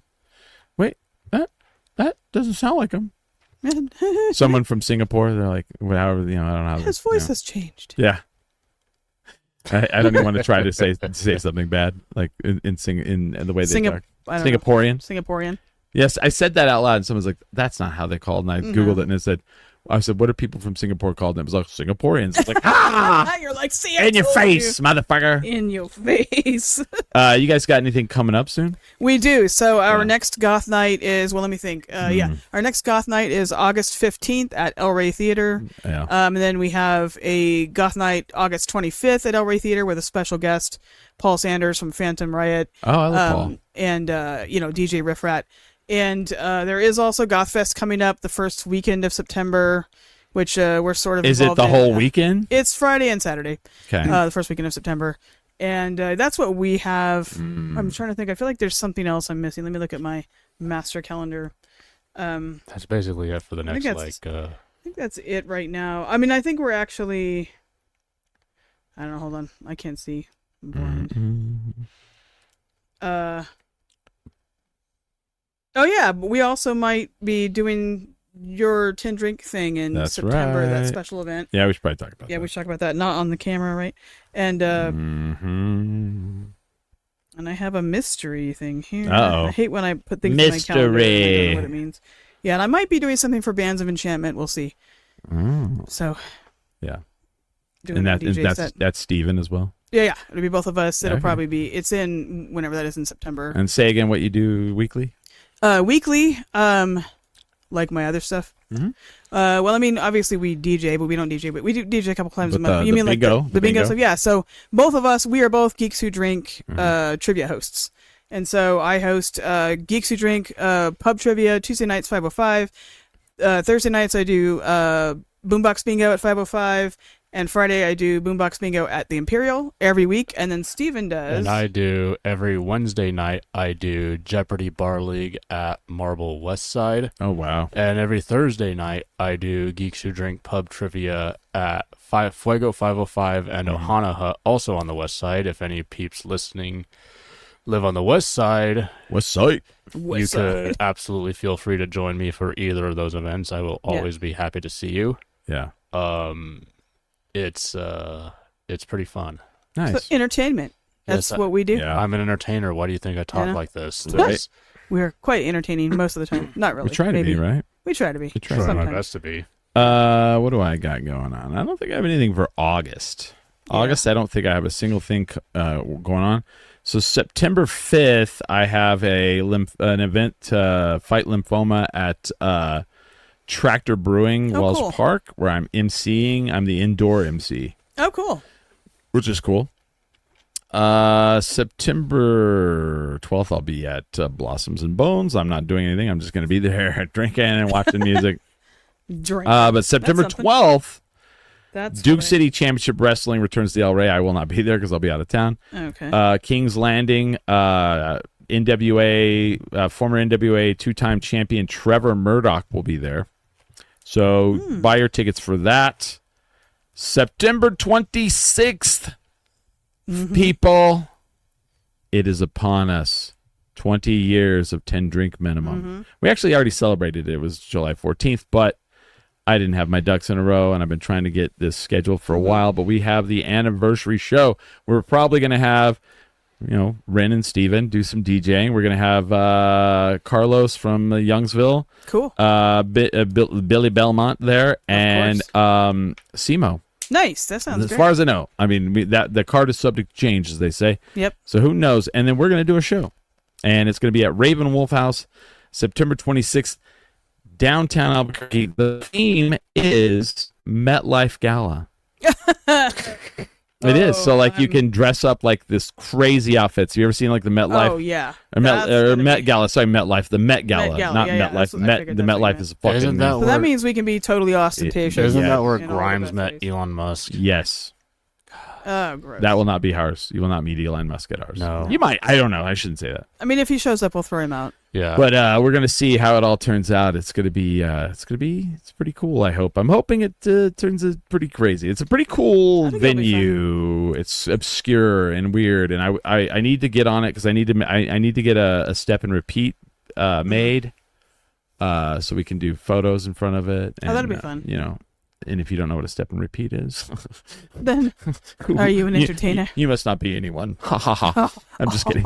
In my most pretentious voice. We're going to take a But break. it's true, though. It is true. Yeah, I'm going to take a break. We'll be back with another Yeah. part. Wait, Eva Blaylock's in the crowd. Yes! Eva, we're going to take a break, but we'll be right back Oh, kitty. with more 10 drink minimum. Steven, look at that. We're back. It's the Billy So Flash Radio Hour. I want to start this by clarifying something. Uh-oh. Uh-oh. Last time we were on 10 drink minimum, you had us name our Here we go. top 10, our dream, what was it? The Surreal Life? Oh, yeah. Surreal Life cast. Surreal Life, our Yeah. 10 celebrities for our dream season of the Surreal Life. I would like to rectify an error that I caught that I didn't. Nobody noticed, including me. I didn't. I said one of them would be Cardi B when I meant to say Nicki Minaj. Because it was actually Nicki Minaj who was on the downward spiral. I think Cardi's doing fine, but nobody noticed. And the hilarious thing is, you said you wanted to have Wanda Sykes, Yeah, and that I did. would have been hilarious because she would have gotten mad at me for Okay. that. Yeah, one So, second. she would be like, Larry. she would be like, racist. oh, Larry, you nasty. because they all. Because they all look the same They to all you. look the same. You They don't all know look Larry. the Is that same to right? you. Is They that all right? look the We same to you. And like, I'm sorry, they're both. I don't. It's not my style of music. They're both black He's a, female rappers who he rap brought about his own ass. virtual Wanda Sykes So, to punish him. So Yeah, so just clearing that up in case anybody. in case Cardi B hears it. Yeah. it's Nicki no, Minaj. it's Nicki Minaj who I think yeah. is All right. who should have been in Cardi Gotcha. B's space. That's who I meant. Chris and I are But gonna. anyways, Yeah. So Ren wanted to do a shot of the barrel-aged Malort, Yes. which is Which I basically haven't tried yet. they take the dirty-ass, nasty Malort and they Oh, age it's it. even- They okay. age it in a wood barrel. Because it does smell like the wooden dresser in my room, which has a vague, Yeah. musky, gross. Yeah. Yeah. So here's the Should we life. try it? Yeah. Here's the Cheers. life. Good luck on your upcoming endeavors. Thank you. Smiley really hates this one, but he's not here, so maybe that's why he's not here. We don't know where he doesn't want to take a shot of it. yeah. It does taste different. And I do want to mention this show is sponsored by the Topo Chico Hard Seltzer, not the Malort. Topo Chico. Everybody always goes, "Oh, why don't you have Malort sponsor?" Well, we don't sell it in our area. Yeah. But But, it's a very regional thing. Yeah. So the aftertaste Yeah. is different. Move that mic a little over. You don't need to move. There you go. Boom.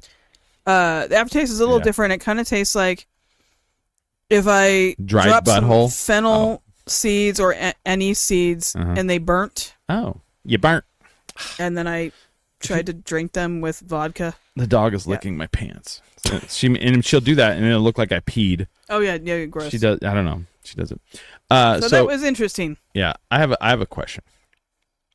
So I've been seeing this pop up recently, that the two guys that currently own MySpace are planning a big relaunch of the site. Yes, I saw that today. Yeah, actually. they want to relaunch it as because like right now it's kind of like a music site.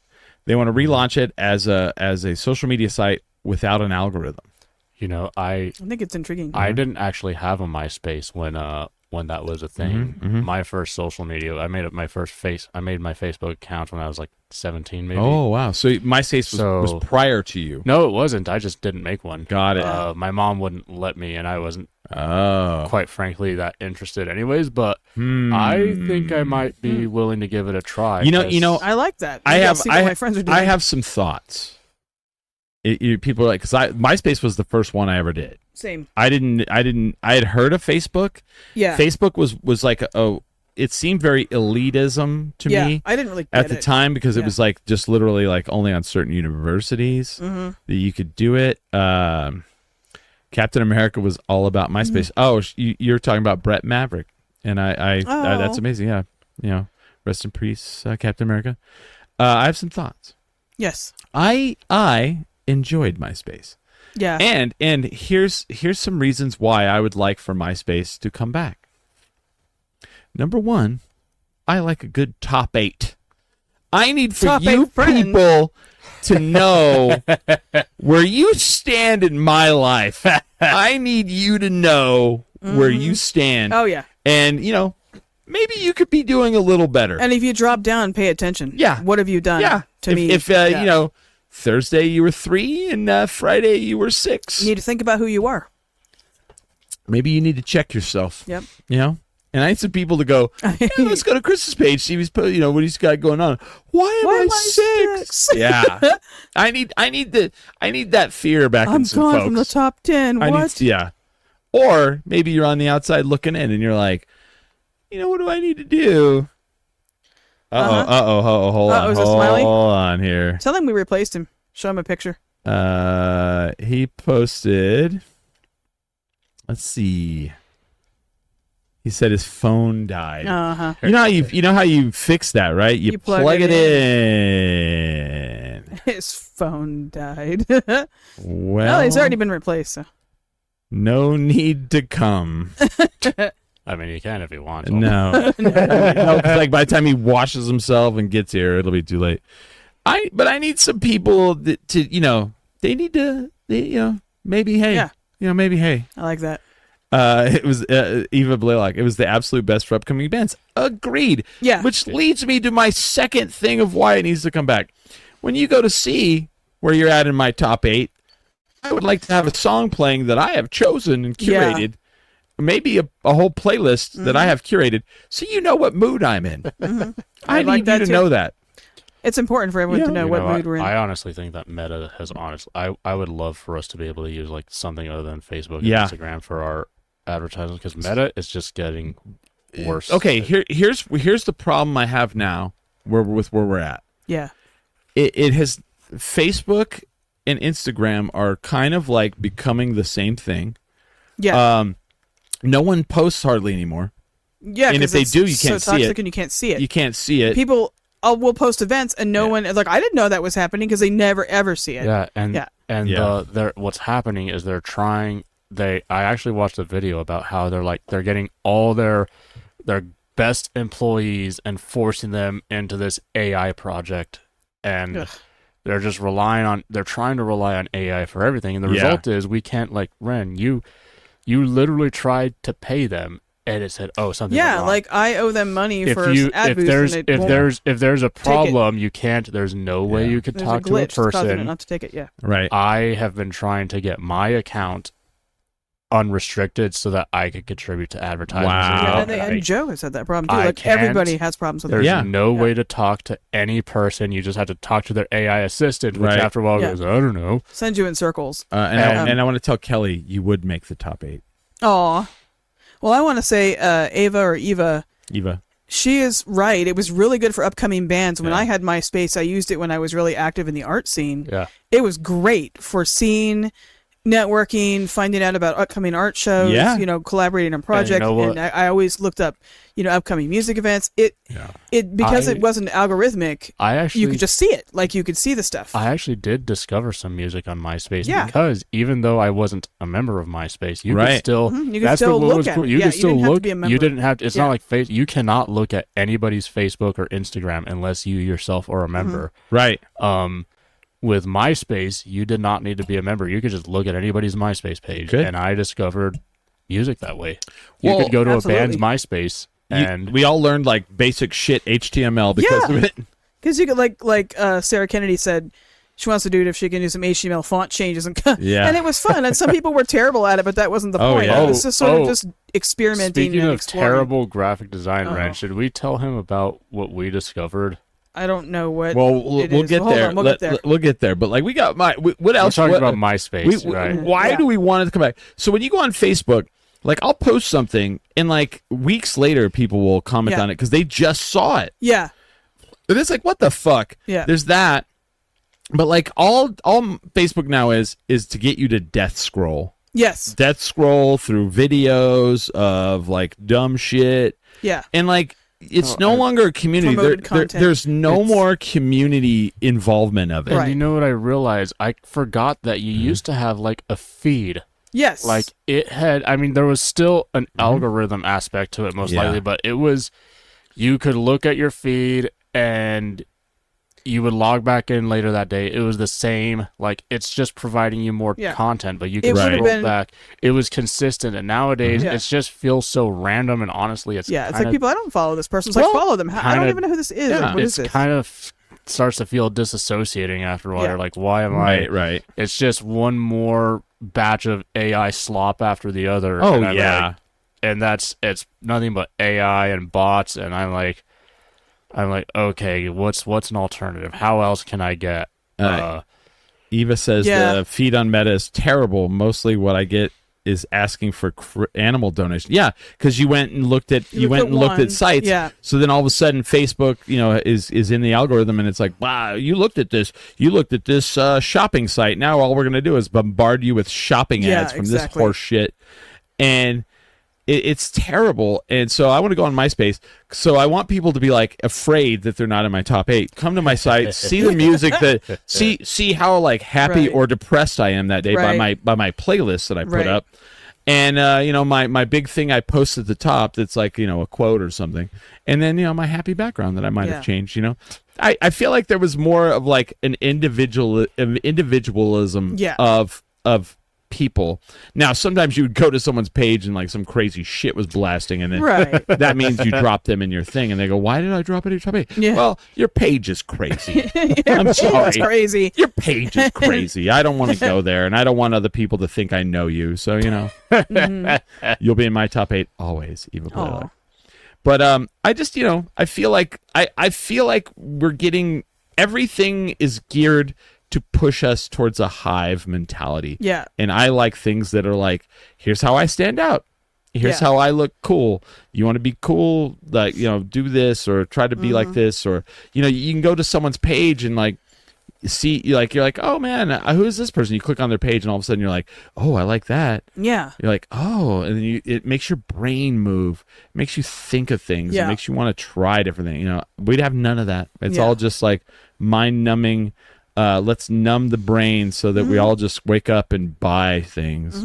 That's You know? exactly what it is. It's all like to Yeah. advertise, which I mean, I admit Keep us we've docile. used Meta for advertising, but at the same time, I would be Yeah. nicer to be able to promote through Yeah. Yeah. MySpace instead of Yeah, like for people to actually see our events. Facebook and Instagram. And I've got to admit, I'm getting kind of tired of Instagram being the end all be all. I know. for I everything. heard Yeah. that Like, on you have to Instagram. like everything. It all comes down to how many Instagram followers Well- does your band have. And I'm kind of weary of it, to be honest. Like, just tired. Right. you Well, know? the other thing about Instagram, you go on there. You used to go on there to scroll through your Yeah, friends and your see all friends the and see their pictures cool they were. shit they were Yeah. doing. Yeah. And now you can't see that at all. No. All you see is all the things that gears towards you, Yes. and The it promos. sucks. Yeah. So And- I'm all for it. And Oh, hey, Nate. Nate Santamaria says he misses MySpace Hi, as well. Nate. So when Nate. so when they relaunch it, let's fucking punch this thing and push it into the app.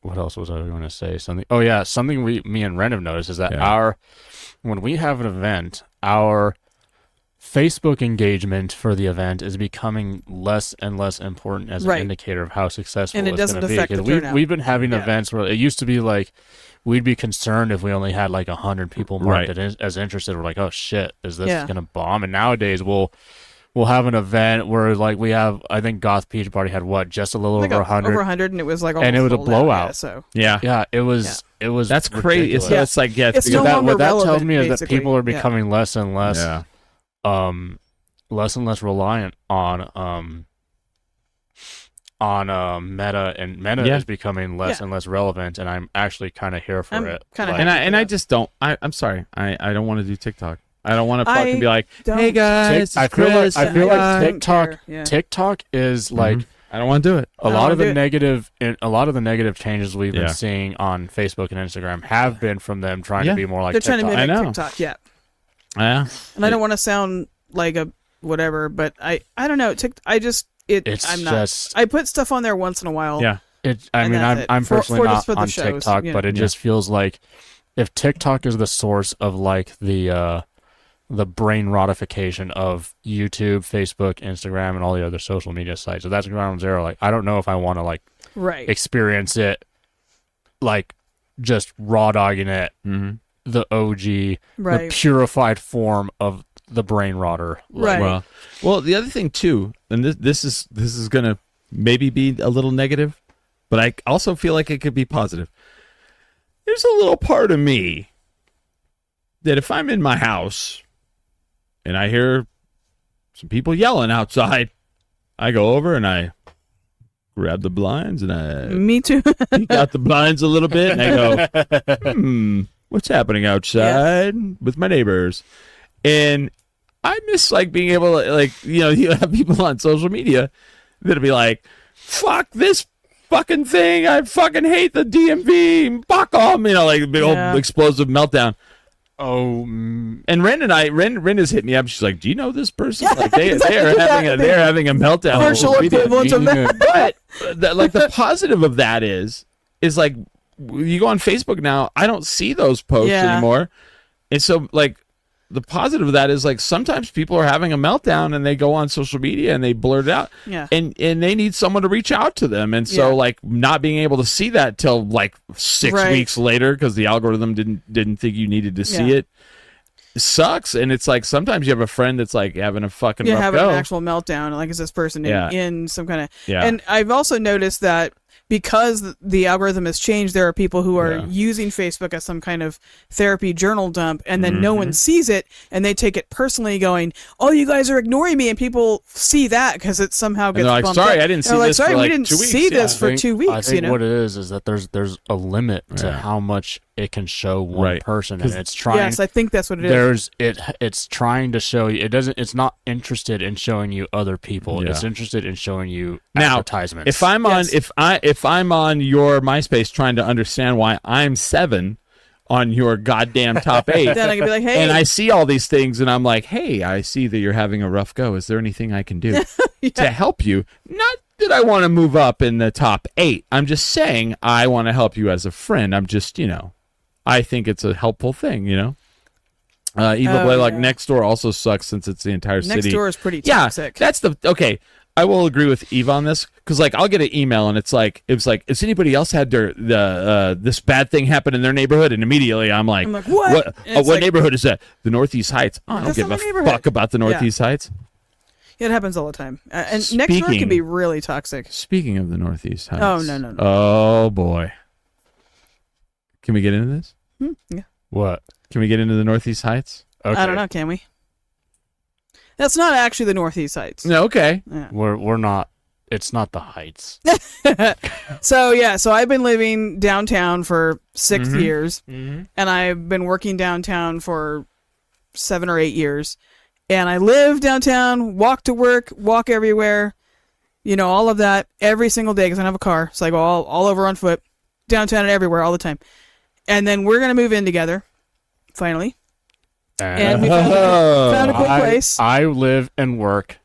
He lives I live in the- in Rio Rancho, and I work on the west side, like 20 minutes. Right. I work 10 minutes from where I drive. So me and Ren, Steven, I'm We're- happy for you. we're Yes. splitting. He's I'm moving happy to a better for place. you. We're Yeah. splitting me and Ren decided we're gonna move somewhere equidistant Yes. from where we both currently work. And it's a cool place. So But it's not downtown anymore. But I'm still gonna be working downtown. I'm not happy for Yes. you. I'm Yeah. just I'm fucking Well, with we- you. Fucking we with could- you. I'll be down here all the time. I'm still a downtowner because I've been here for a long time, and Chris, I, you probably remember me being a very common sight downtown. Yeah. Even Yes. before I actually knew you. Even in the before the times. before times before the COVID, before we times. actually like knew each other, Yeah. and that whole I know. time, Congrats! Question mark. Yeah. that whole It time, is a cool place. Chris, I Yeah. was living even farther away in Yeah. bumfuck Rio He Rancho. was living so far out. really it was like far crazy. out. I was still a regular site Yeah. downtown, Yeah. so it's I just have a question about that. Yeah.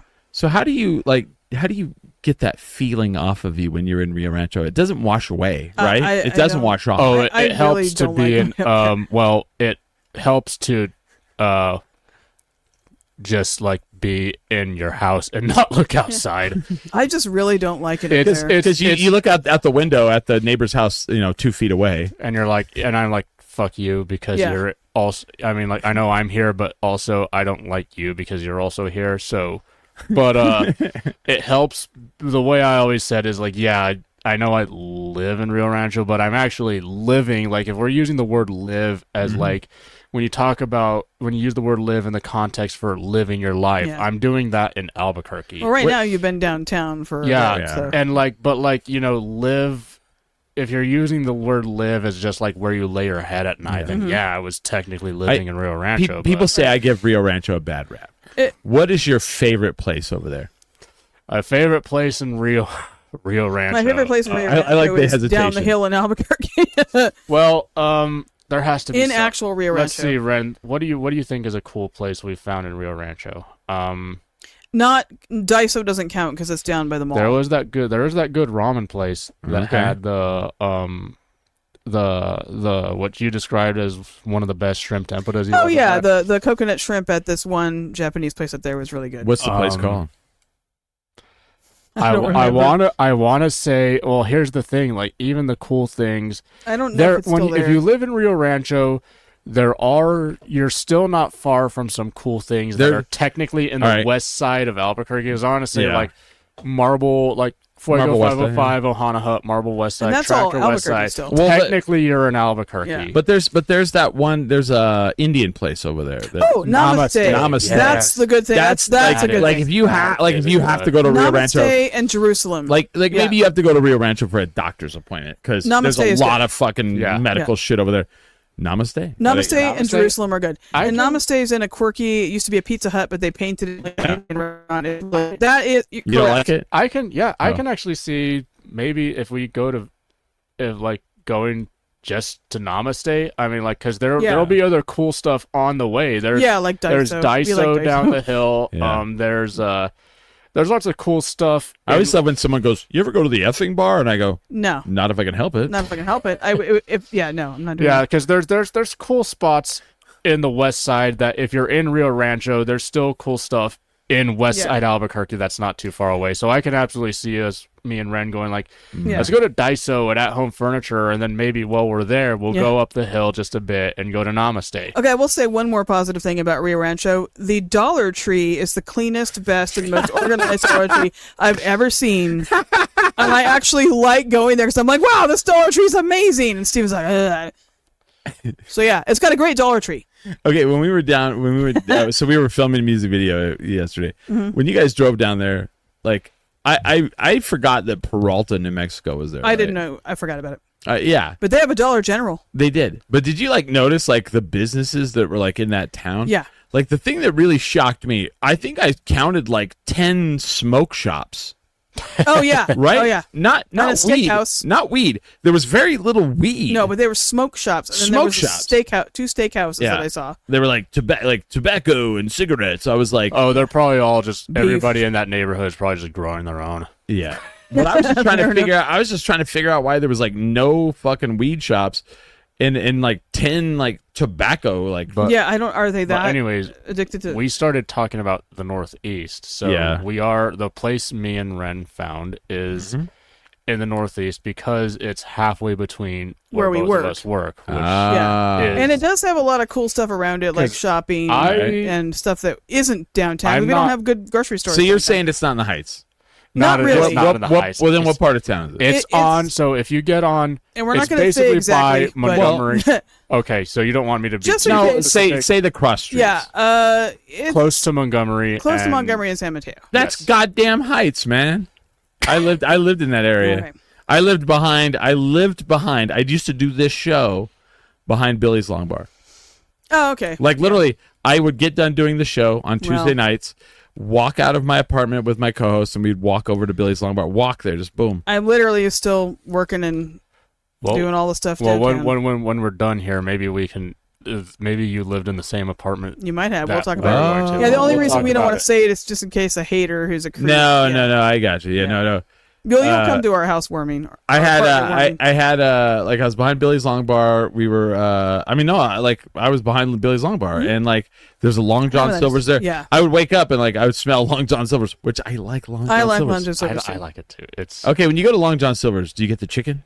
Because I do. I get the baked fish, like it's the been- grilled, the it's been planks or it's whatever. been a long time since I've been to Long John All right. Silver's because there used to be when I worked at the Walgreens in Rio Rancho, there was a Long John Silver's right across the street, so I ate there a little more often than I should have because it was also the Long John Silver A&W combination. Yeah. And then right next door there's Oh, a yeah. Popeye's chicken, and at the time, Yeah. let's just say my clothes fit a lot looser ever since I That's a lot stopped of eating weight. lunch Well, there every day. I'll tell you this: when I go to a Long John Silver's, and there ain't a bunch of the crumblies in the bag or in the bottom of the thing, You feel cheated. You fucked me over. Yeah. Like, do you hate my guts?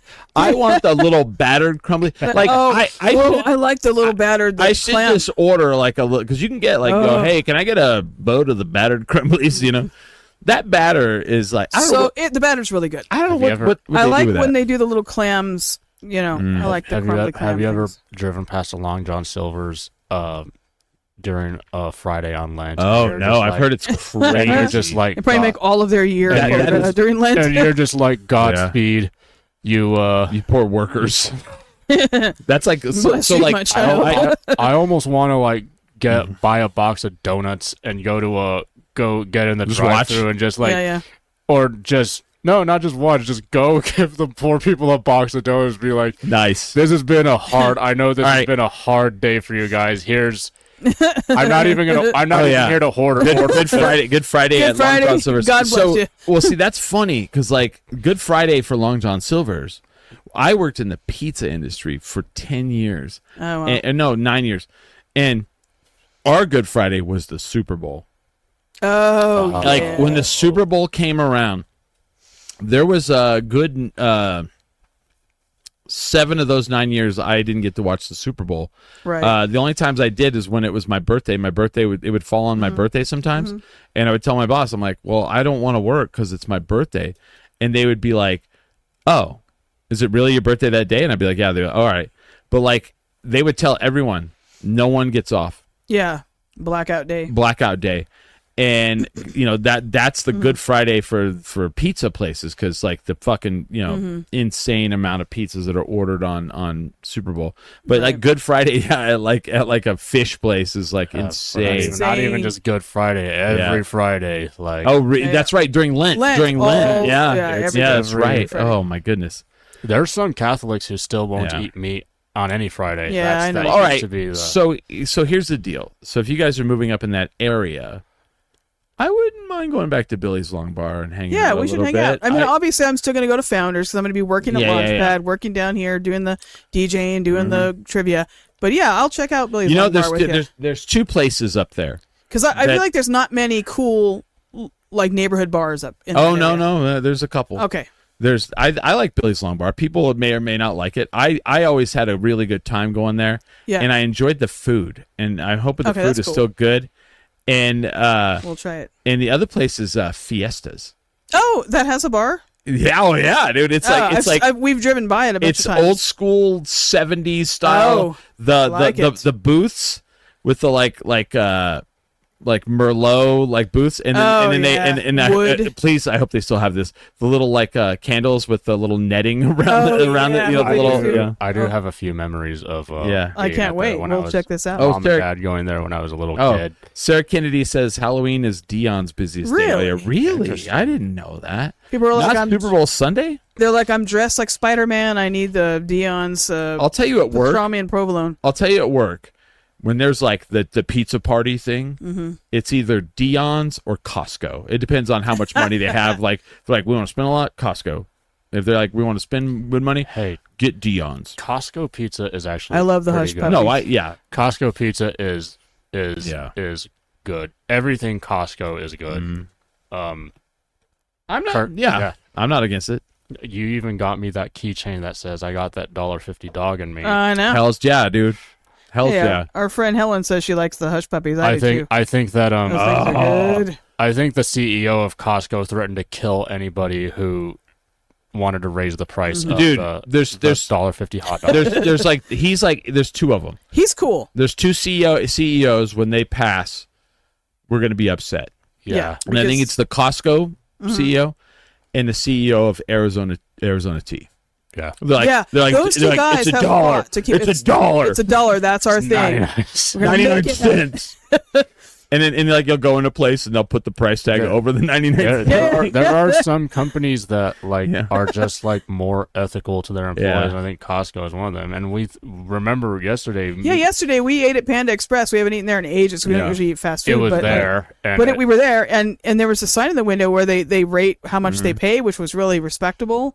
And I was like, well, no wonder the employees seem happy, like they're digging it, and like because you pay them a better. Buc-ee's does that. Yeah, Buc-ee's is one of those. Yeah. They have their pay structure at the front. We need Buc-ee's in New Mexico. Well, man. and the thing is when you go to the Buc-ee's, they show their pay and like I think the high. If it's not the highest, it's like up there. One of the higher pays is the people that clean the bathrooms. I think it's great. I think that they should be paid more. Right.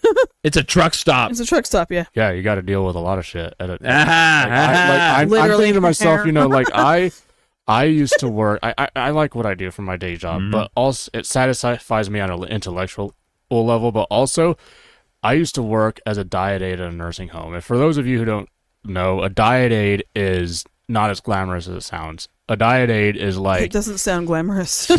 Well, somebody might be thinking... I love you, but sorry. Somebody might be thinking, like a nutritionist or something. A trash digger doesn't sound as glamorous as you guys think it is. Chris almost did a spit take just for the record. But like, no, somebody might have heard the word diet and thought, you probably worked with like a nutritionist or something, or do like, or help people with their dieting or something. Like, no, it's just like you're basically like you're an assistant to the cafeteria cook, right? Yeah. But it was such a chill job. Like, well, that's cool. I was like, there was nothing glamorous about it at all, and I loved it for that. Did you make Jell-O? Nice. No, I did not make. Did you I helped to prepare some of the fruit punch and the. It was like chill. A lot of the seniors were really nice, and it was. Unfortunately, I just make way more money working in pharmacy, and I remember I was telling you, part of me wishes I could make as much money just slacking off in a nursing home kitchen as I do counting pills and giving people flu shots. And not that there's anything wrong with that. Not that there's anything wrong with that, but okay. Roasted pecans. But I was like, that's working at Panda Express doesn't actually sound too bad. I know. I was like, I'm gonna go work at Panda Express. learn to make some. The other thing I like about Panda Express is they're not pretentious. They know that it's not authentic Chinese food. It says right on the thing. It's sugar chicken. It's sugar chicken. It says right on their poster, American Chinese food. Yeah. They know it's not Chinese Yeah, food. It's American sugar- Chinese sugar food. You know this chicken. person, this Helen Fluke? Yeah, she's a friend of ours. All right, I Yes. love this. Hey, Helen. Roasted pecans from Bucky's is worth the price. They roast them themselves. Do they do all kinds of shit themselves? I know. The Bucky, the beaver nuggets. We're ready for beaver nuggets. we're ready for a Bucky's, man. I've seen where were we when I saw fuck in and out. Oh, I yeah. want a Bucky's. I Yeah. remember we were at Kendra's party last year. All of us, We all saw a three of girl us, we in a- saw that girl in the Bucky's, bikini. Yeah. Were you there? It was like, it was Chris? officially. No, you were there. Maybe I'll wear it the next time you guys are on. I have a Bucky's onesie. Oh, you should absolutely. I have wear the Bucky Beaver full on onesie. Yeah. Also, I hated to say fuck in and out because there's a really tragic thing that happened there. So that's terrible, and our hearts go out to those people. That, Yes. But But I gotta say, In and Out is good, but it's not Oh. like mind blowing. I want a Culver's before we get an In and Out. oh, Culver's. I've never been to such a place. Culver's. Oh, I think the closest city that has a Culver's is Denver. I think so. It's Oh. based out of It's based out of Wisconsin. So the cheese curds are top notch. I love some cheese curds. Cheese Oh, curds. yeah. I miss Red Doors. I'll cheese eat some curds. poutine. I love poutine. Oh, dude. Oh, there's a place in Los Angeles that has it. It's an Indian fusion place. They have chicken tikka poutine, and It's so good. it's $20, but it's so big. We just split it. We have 10 chip It's in 10 so each, and we get this giant big. pile. That's like what always happens at Indian restaurants. You think is expensive until you realize how much food they give you, and you're like, oh, this is actually pretty good value. I love Eva Black's. One of my favorite jobs was being a patient escort at St. Joseph's. See, exactly. That sounds a little That's classy. classy, but it could Classy. be also like it's Could also be scary. it's Weird. easy, Strange. but Yeah. also Yeah. it's fulfilling. And there's something like when I working in pharmacy, I really liked when they started letting the techs, because I'm not a pharmacist, I'm just a tech. I liked when they started letting us give vaccines because it began to feel more fulfilling. oh, and dude. It's- Have I told you my what's the vaccination you get over 50? It's shingles. yes. Shingles, yeah. Have I told you my shingles story? No. Oh no! Let's hear I it. haven't told you the shingle story. I haven't told you. Have I not told you? I'm interested. Oh, are you? Okay. This is what I do for a living. Oh, man. you're gonna I know. press I the know. I button. know. Hold on. Let's see what Nate says. Gotta go, but I'm excited. Oh, yeah, we're for excited to have you. Godfest in September. We're excited to see you, Nathan. Oh no, Eva, you had to bag deceased. That's a different kind of patient That's escort. pretty rough. Aw. So okay. So to start at the beginning of the shingles thing, one of my friends hit in my friend text group goes, "Oh my God, have you guys ever had shingles? They're the fucking worst. It's awful and it's Yeah. so painful and which I've heard. Right. Oh yeah. So immediately I go, oh fuck, like I forgot that like when you're over 50, like shingles Yeah. is like a big thing. So I go to Google shingles, and as I'm typing in Google shingles, it populates shingles vaccine, and I go, oh, there's a vaccine. Yeah. Sweet. Where can I go get a vaccine? Walgreens. Walgreens gives vaccines. Mm-hmm. So I go on the Walgreens site, and you go to the little wall. If you don't have your vaccines, folks, this is hopefully information for you. You can go to, there's like literally a thing at the top, and it says vaccines. You click on it. Now it's all. You could sign up for what, 4? Up to 4. I think Yeah. They don't want to give you that many. No, I know. No, the company wants you to give you that many because that means more money for them. But you don't want to get that many. Of them. No. Yeah. So I'm like, I don't know if I want 4, and it gives you like a list of them, right? So I go through the thing and I find shingles vaccine. Cool. Click on it. I was like, well, I'm gonna get 1. I mean, I'm not gonna get 4, but I should get 2. And I was like, I haven't had the tetanus one. I haven't had tetanus. That's an important one. I haven't had I need tetanus. to get a Tdap. too. I don't remember the last time, so I should probably get that too. All right, so I schedule it.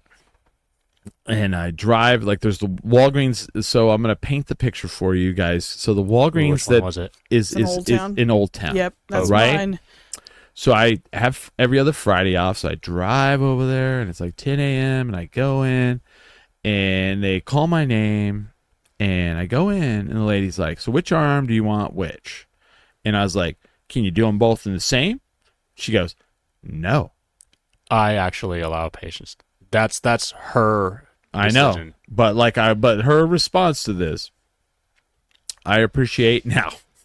She goes, have you had the shingles one before? That's not a good sign. No, and she No, goes, it's she goes, it's gonna hurt a lot. And I go, oh, my arm's gonna be really sore. And she goes, no.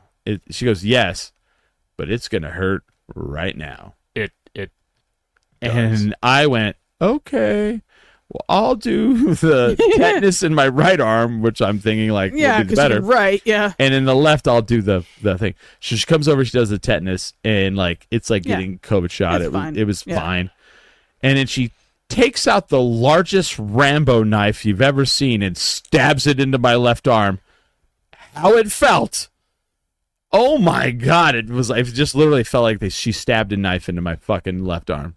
No joke. Like, I was why like- is it like that?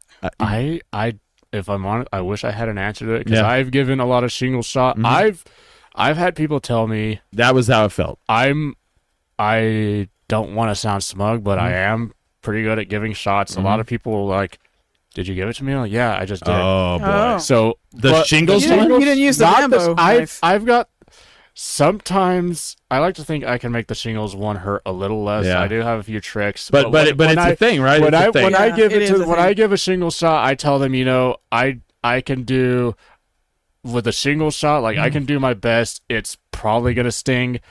Oh, I've had some Sting is- once in a while. I have somebody who I gave a shingle shot to, and they say, "I didn't feel a thing," and I'm like, "Really? You must be, Well, I'm gonna have you to go must to be you." lucky." Because You're like, oh, I don't want to mess with you. you'll be like, I think it's kind of like a crapshoot. I think sometimes you just get lucky and hit a spot of tissue that has fewer sensory nerves in it. I don't know.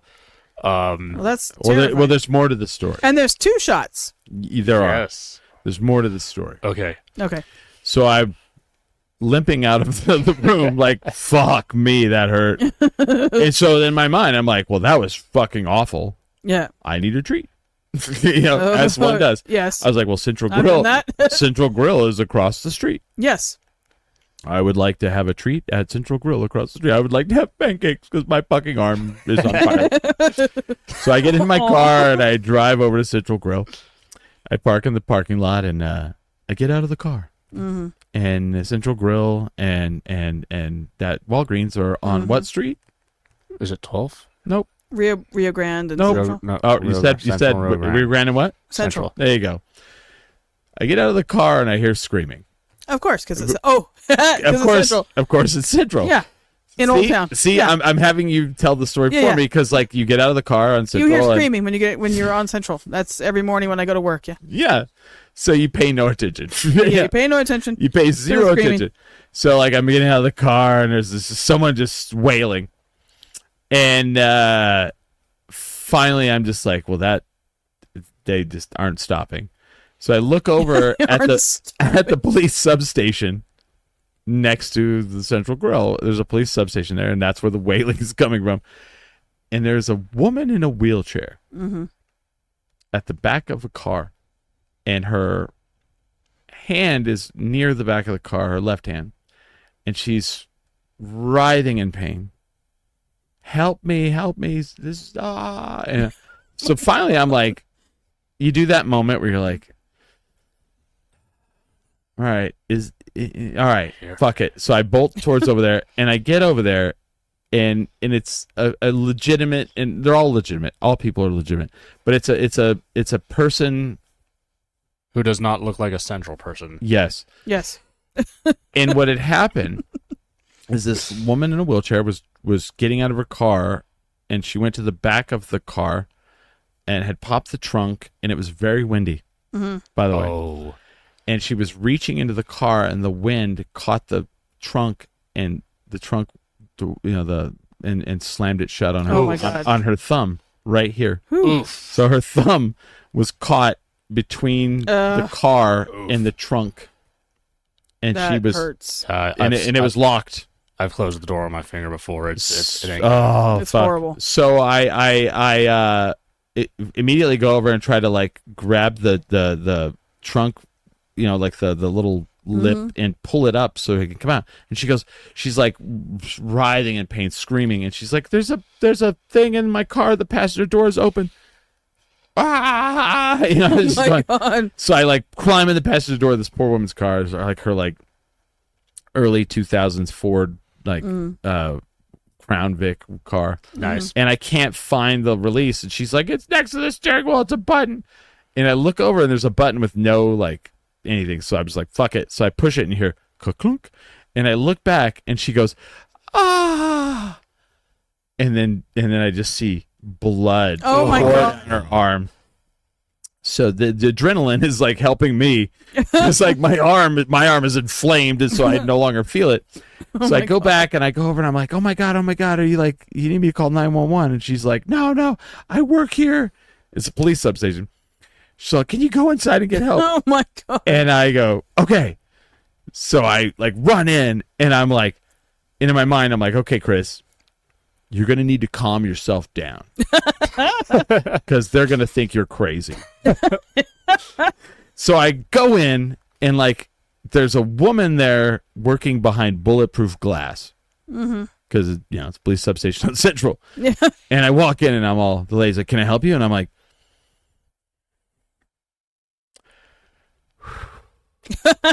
so there's a woman that works here. She's in a wheelchair. And the lady's like, yes. I said, she's out in the parking lot. She's okay, but she's had an accident. And she's injured very badly, and I need you to come out and help me with her. And she goes, oh.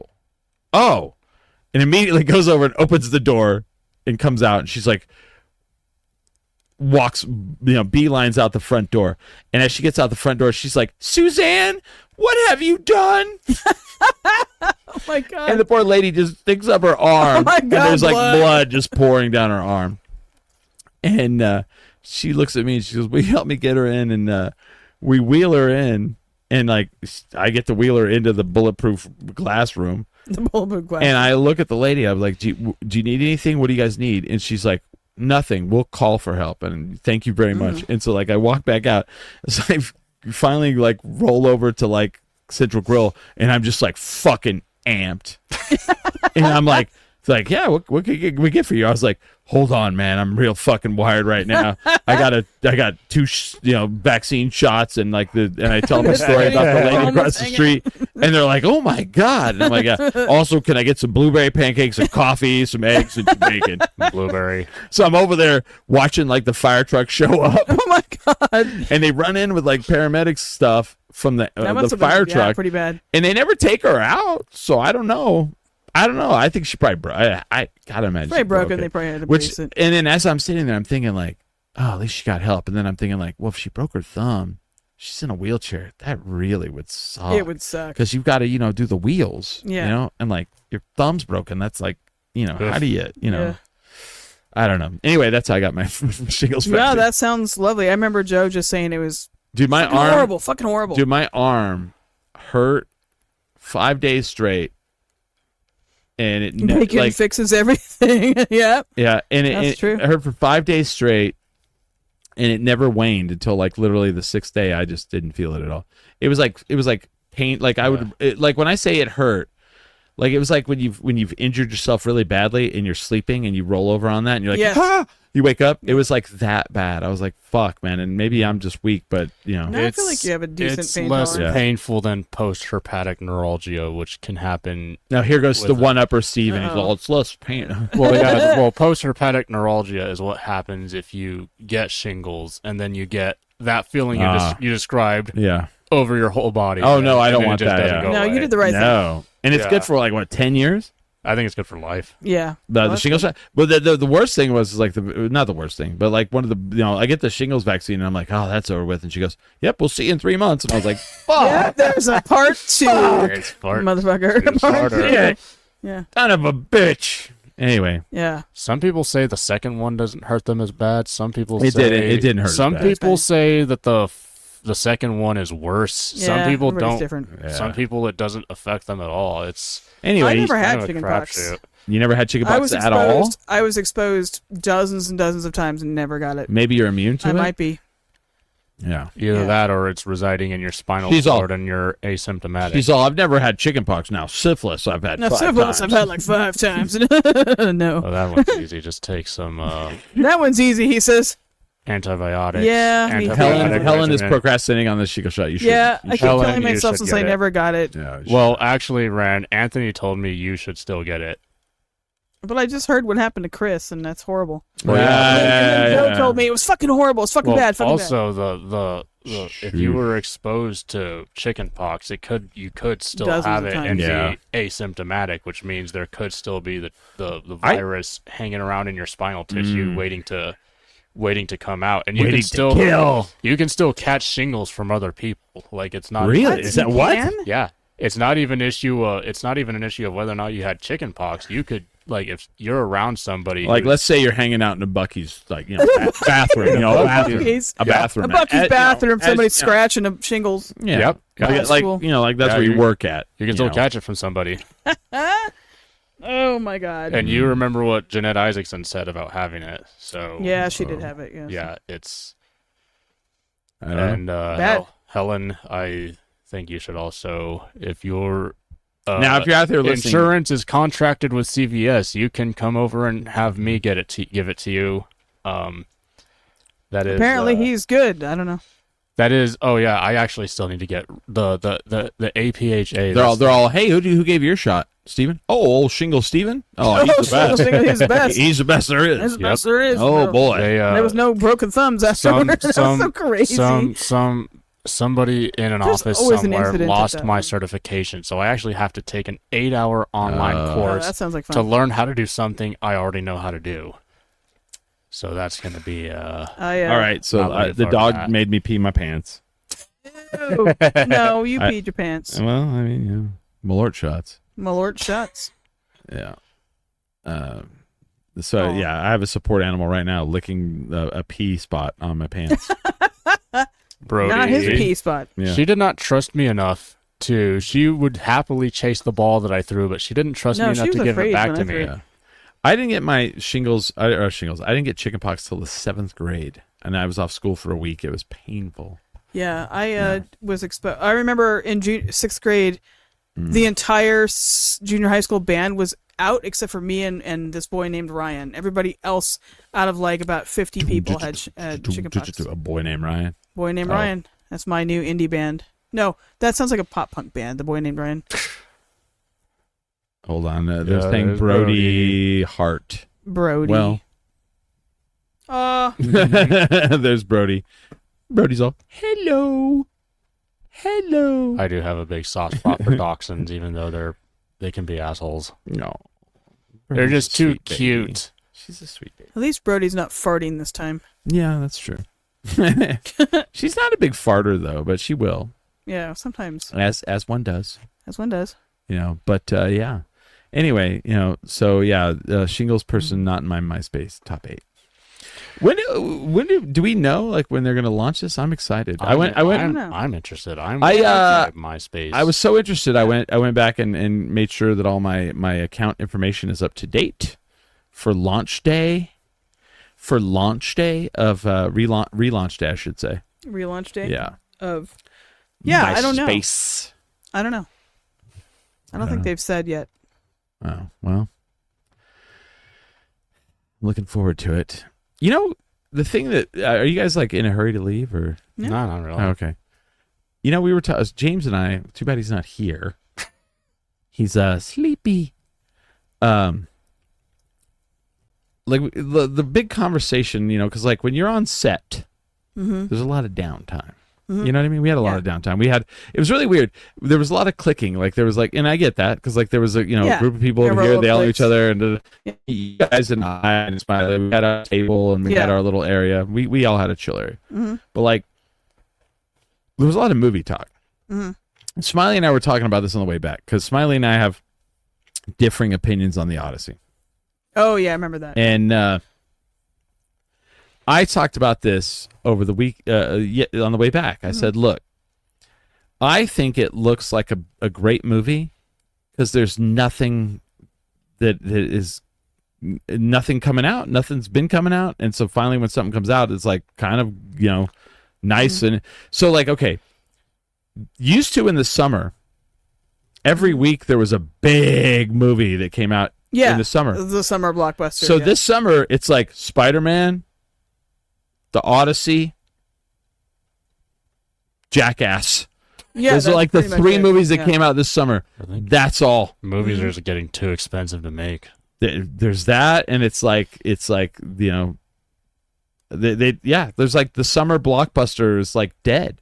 So Right. there's like the one summer blockbuster, and they threw it in the IMAX, and like everybody's like, it's the greatest movie of all time. I'm Yeah, like, it's because it's the biggest one you've seen all summer. Yeah. it's like, you know, you would like 10 years ago there'd be like Marvel movie, you know, like then there'd be like crazy action film, and there'd be just like movie after movie after movie, like every week of the summer. Oh yeah. And it's gone. Like, name the big movies of the summer. Yeah. Was there any last year? Not really. Not I feel like really. the last couple of years has not Yeah. been. Yeah. It's like, what the Yeah. fuck, you know? Odyssey. You know, if you pinch the soft tissue on your inner leg, you will be able to control the pain. I do it for IVs and shots. You pinch slightly more, your body can only register one pain source. What I do is I squeeze the muscle, the deltoid muscle briefly before I insert the needle, because it kind of momentarily desensitizes the nerves in the area. And then you don't forget to say Your Honor after that. Yeah, for when you're in court. I'm just kidding. And Well, Your Honor, this is what I do. That's what I do. I squeeze the muscle. Squeeze the muscle and it numbs it. Yep. Are you talking about your muscle? No, the patient. No, he's a literal. No, We're going to need you to clarify that, Stephen. Your muscles or other people? When I pinch my muscle, I don't feel a thing. I'm just messing with you. Yeah. Yeah. That was like the most smiley answer right there. Yeah. Yeah. hmm I love that. Oh, That was now really you're great. Smiley. Uh-oh. But I mean, think about this. When was the last time you were excited about the summer of movies? Not You know? in a while. Like, there's like no Raiders of the Lost Ark. There's no Star Wars. Yeah. No Marvel. There was no Marvel movies. No. No Star Wars. No. And like, wow, where's all the big movies? I don't know. You know? And so when one happens, everybody's like, and it's making a shitload of money, which is great. Like, I'm glad because I want that industry, because like the industry here is just really struggling. It's struggling. Yeah. Yeah, it sucks. Yeah, that's there kind hasn't of been been any big- Albuquerque's claim to fame lately, is the film industry. Actually the film industry in the United States is Kind of down. bad Yeah. everywhere. Yeah, Yeah. because I have friends. It's weird. I have all these, like, this show has done a lot of things for me. And one thing is I've met a lot of different people in the industry all across the United States. And watching them talk about it wherever they are, like, it's like the same story. Yeah. Because, It's down. what was it, like 3 years ago, the unions all, like, held out. There was Yeah. the Writers Guild, and then IATSE held out.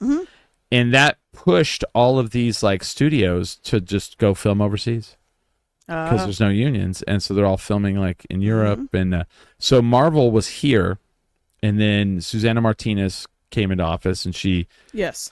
screwed over the tax incentives. So Marvel went to Georgia, and Yeah. then Georgia, all the the union stuff happened in Georgia. So Marvel is now in London. Oh wow. It went back to London, yeah. Oh. And I just I hear these things, and it's just terrible. It's like, fuck. And the thing is like we need the unions, we need that stuff, but no one's blaming these like big companies for Right. going overseas and using like cheap labor. It's like whatever. Right. I don't know. Yeah, I feel like there wasn't a real big blockbuster last summer either. It was only like 3 ago. I think it was Barbie and Oppenheimer. Oh, there was a Barbenheimer. Yeah. Barbenheimer. Yeah, That yeah, was yeah. like 2 or 3 years ago, I think. Right? Was it? Yeah. I think so. Yeah. Yeah, because I brought that whole point up about the summer, and people started like spouting out movies. I was like, those came out before the summer.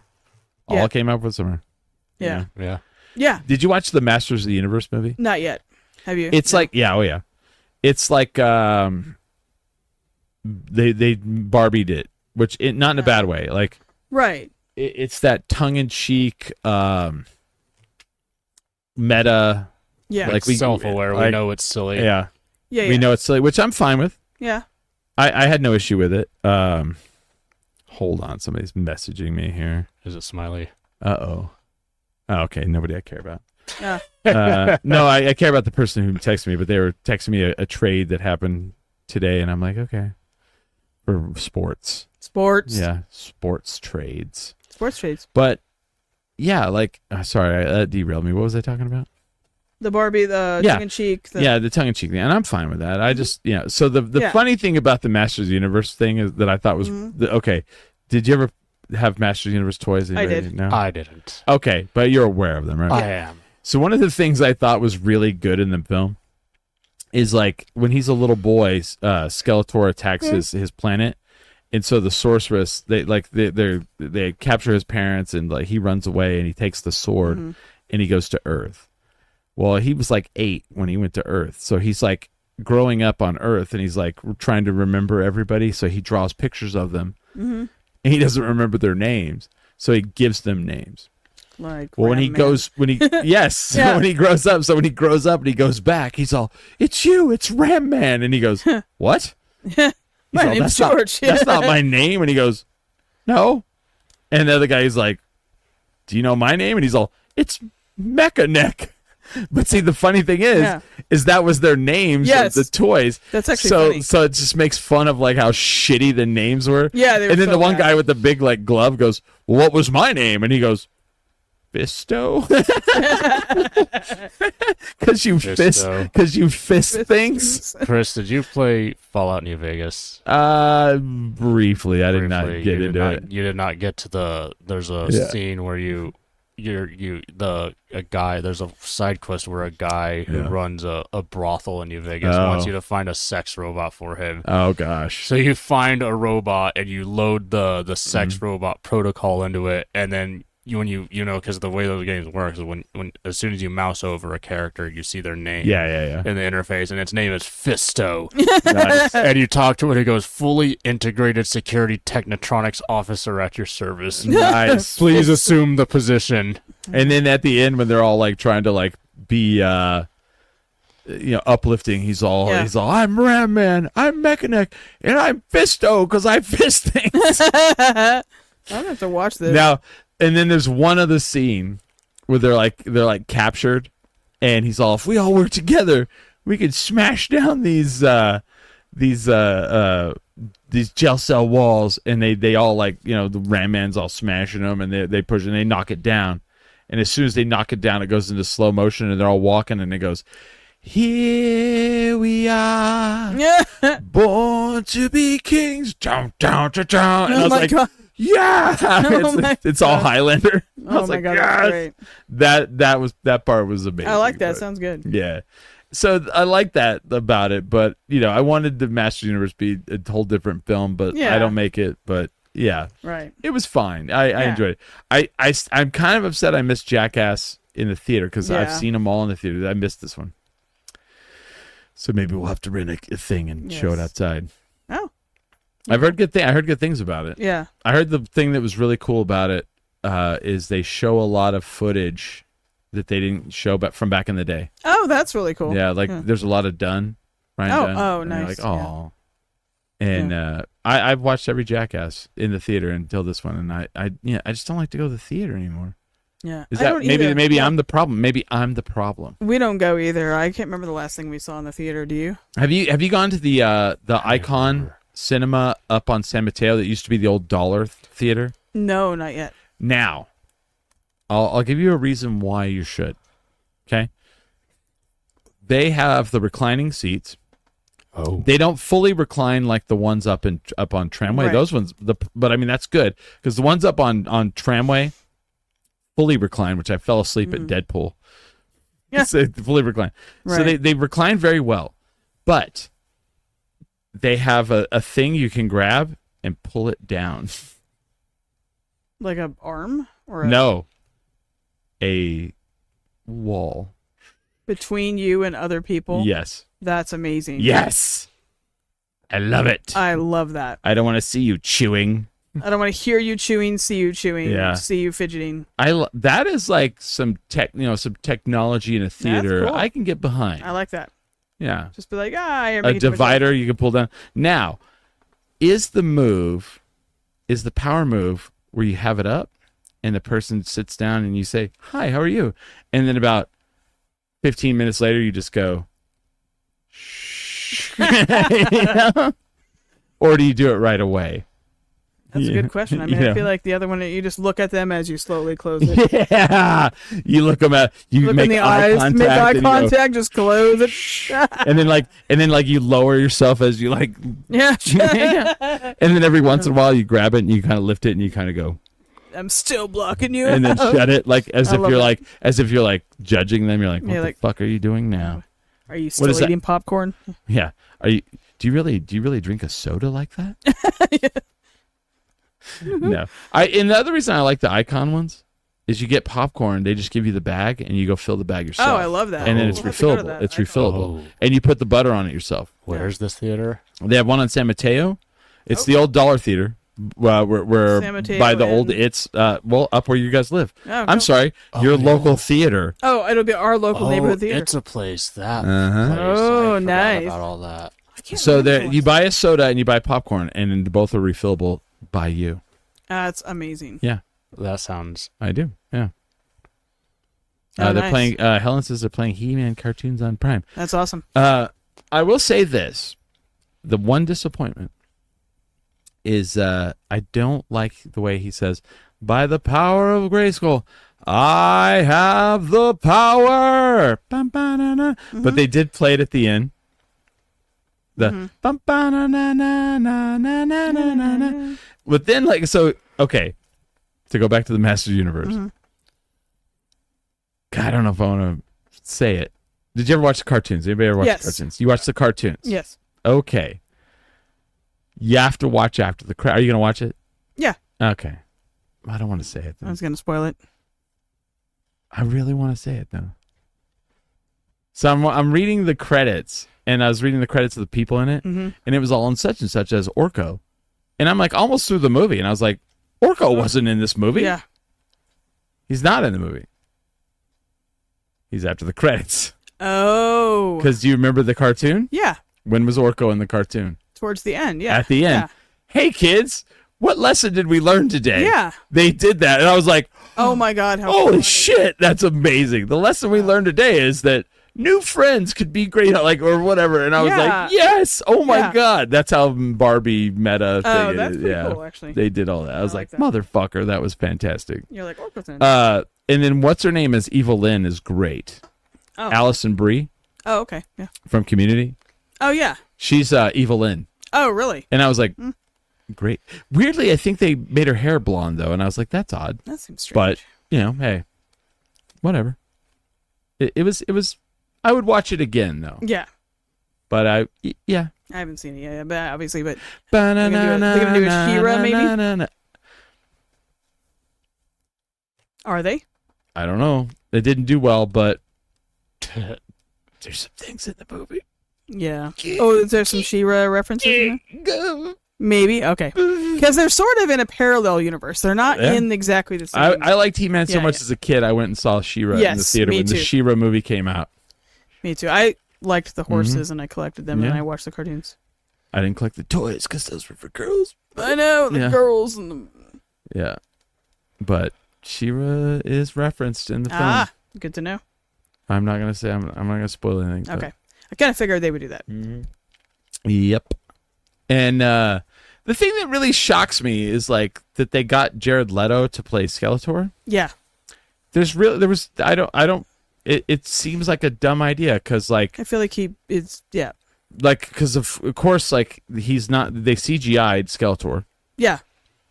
and either they changed his, like they did some sort of voice thing for him, Yeah. or he did a voice thing, so there's no Jared Leto per se. So why have it could be anybody. Yeah, it could have been anybody.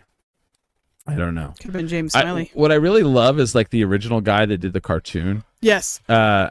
Have you ever seen that guy? I have not seen him in person. Like what he's he looks like. I haven't seen him in person, but I've watched video of him, and he's Yeah. like this old, like little bald man. And and one of my favorite things is he's at like a Comic-Con, and they have like a signing for him, and he walks over to and there's video of this, and he walks over and he goes, "Is there not a chair for Skeletor?"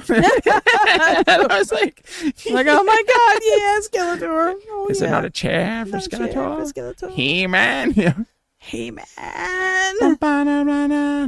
Oh man, Those cartoons were so bad. They were so but bad. as a kid, I was like, I was super into those. Those and the Herculoids. Yeah. Oh my God. Really? And You watched the Herculoids? Oh yeah, and the Thundar the Barbarian. Thundar the Barbarian. Yeah. If they made a live action Thundar the Barbarian, I would watch that shit in a heartbeat. Oh yeah. So there's 3 cartoons. You're missing one. Missing. Let's see. The fuck. What were they called? Something teens. There was Moleculad, and there was 3 of them. They were all in the same universe. Yeah. There was the Herculoids. Yeah. What was the other one you said? Thunder the Barbarian, and they were something teens, and they were all made by the same company. They were all made. Yeah, that's why there was like sort of overlap with some of the characters. Fuck. Yeah. The Herculoids was awesome. Yes. Though. And Thundar the Barbarian. Yeah. There was talk of making a movie. Yes. And they didn't. That's crazy. Yeah. There's another one that I with his lightning sword, the lightsaber. Thundar the Barbarian. Yeah. Thundar. Ariel. We used to play Thundar all the time. Oh man. Yeah. I always wanted to be Thundar, and my do you know what I Thundar the realized Barbarian? now is an Steven? obviously very gay friend from elementary school. Always wanted to be the sorceress. I think these predate me. Yeah. Yeah, Oh I think these predate you. God, what was that? What was the other one? You I've gotta look it up. I now. can't remember. Moleculad. How do you spell that? So we're gonna be like, oh yeah, yeah, there he is. They were also in the Space Ghost universe. That's right. Oh yeah, Space Stars. Because there was one that he turned into molecules. Yes. Yeah. Space Stars. Well, are we gonna be able to see Space Stars? Let's see. Teen Force. That's what they were called. Yeah, it was just called Teen Force. There they are. Yeah. Yes. And it's all the Kid Comet, Moleculad, Electra. I don't remember the Astromites. Wait. Maybe I do? Yes. Oh, yeah. Oh, my God. Yes. They had those little, like, flying things. Yes. The Astromites, yeah. Yes. Kid Comet. Yeah. They all rode, like, these little flying scooter things. Yes. There they are. Yep. Oh, yeah. It was terrible. Space Ghost. It was terrible, yeah. Space Ghost. The Herculoids had such bad acting, too. Why? They got to make a live-action Space Ghost. They do. Because, like, Space Ghost, I feel like, was, like, a cool cartoon for kids. And then then they made the ironic, funny Space Ghost show. Coast to Coast, yes. The original one is, I think, from the 60s. The original. Wasn't it the same voice, though? I think it was. I don't know if it was. I don't know if they sampled it from the original series or if it was the same voice actor. Well, I think, I don't think they sampled it. I think they made new episodes. The same voice actor, yeah. So. I love Space Ghost Coast. Oh, yeah, it was great. That is so funny. Yeah. Yeah, that was truly like 90s fabulous. Didn't a Cartoon Network just turn like a like it had an anniversary, like 25 I think so, Space Ghost Coast. And I think Robot Chicken is doing a special. Nice. And they're doing all the action figures of all the different cartoons and nice. Like there was even a meta joke. They're all, "Where's Rick and Morty?" And he's all, "Oh, they're a little too big for this." Yeah. I thought it was pretty funny because it's all the different cartoons from all the Right. What is the best Adult Swim cartoon ever made? Oh, that's a good question. I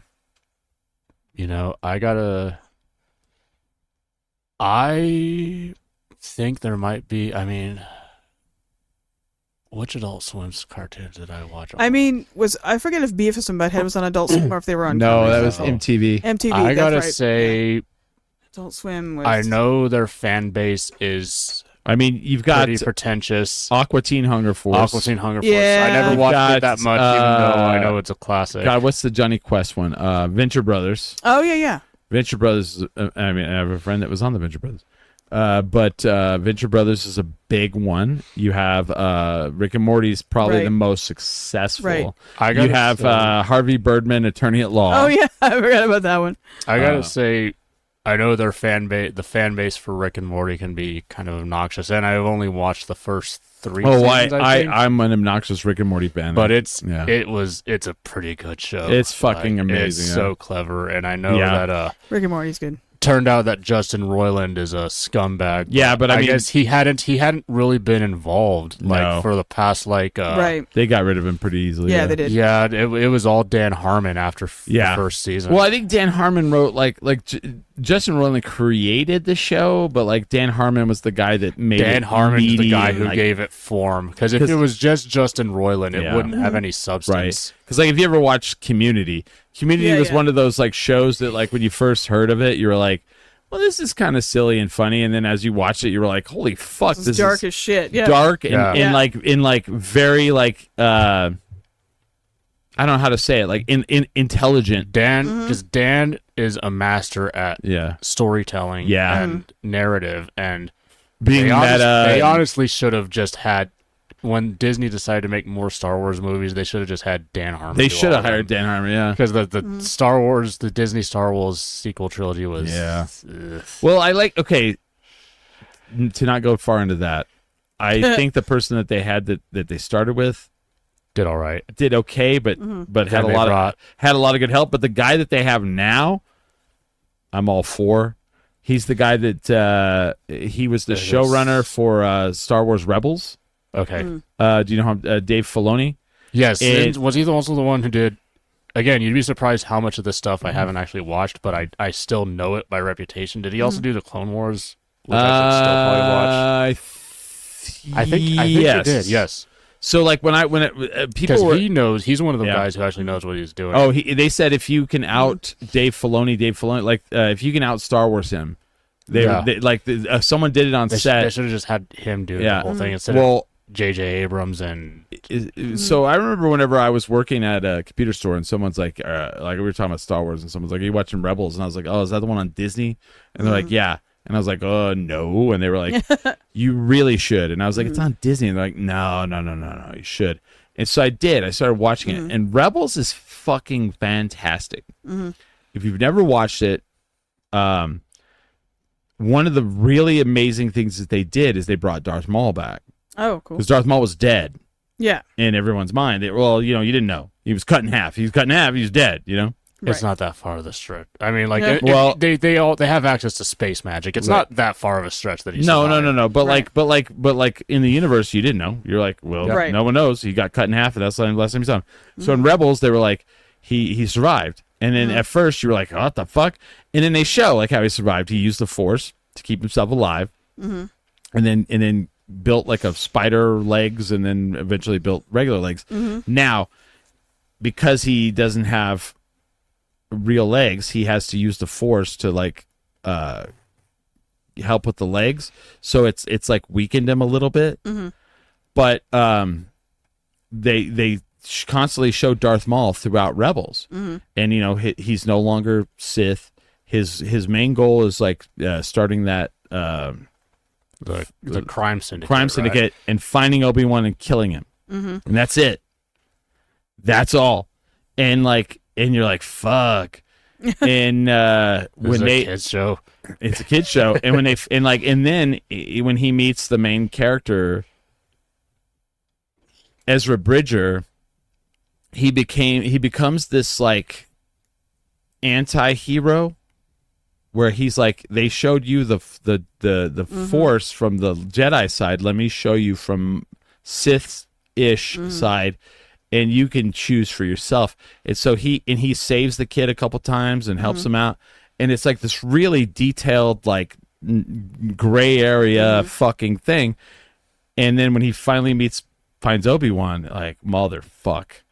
And like, it's a scene that like I've rewatched multiple times, and I've watched people on social media dissect it, and they show like how it connects back to the Phantom Menace, right? And like how they referenced it, and with like nuanced things. And I'm like, holy fuck, that's kind of amazing. And so he's the guy that did that.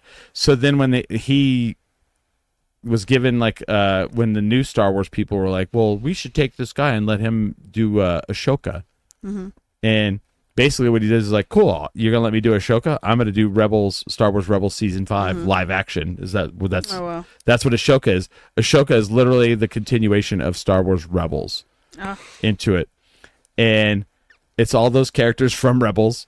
Boom, and then it did so well that like now he's the Star Wars guy. Oh wow. The lady stepped down and he's taken over, and I'm like, Cool. I'm all for it.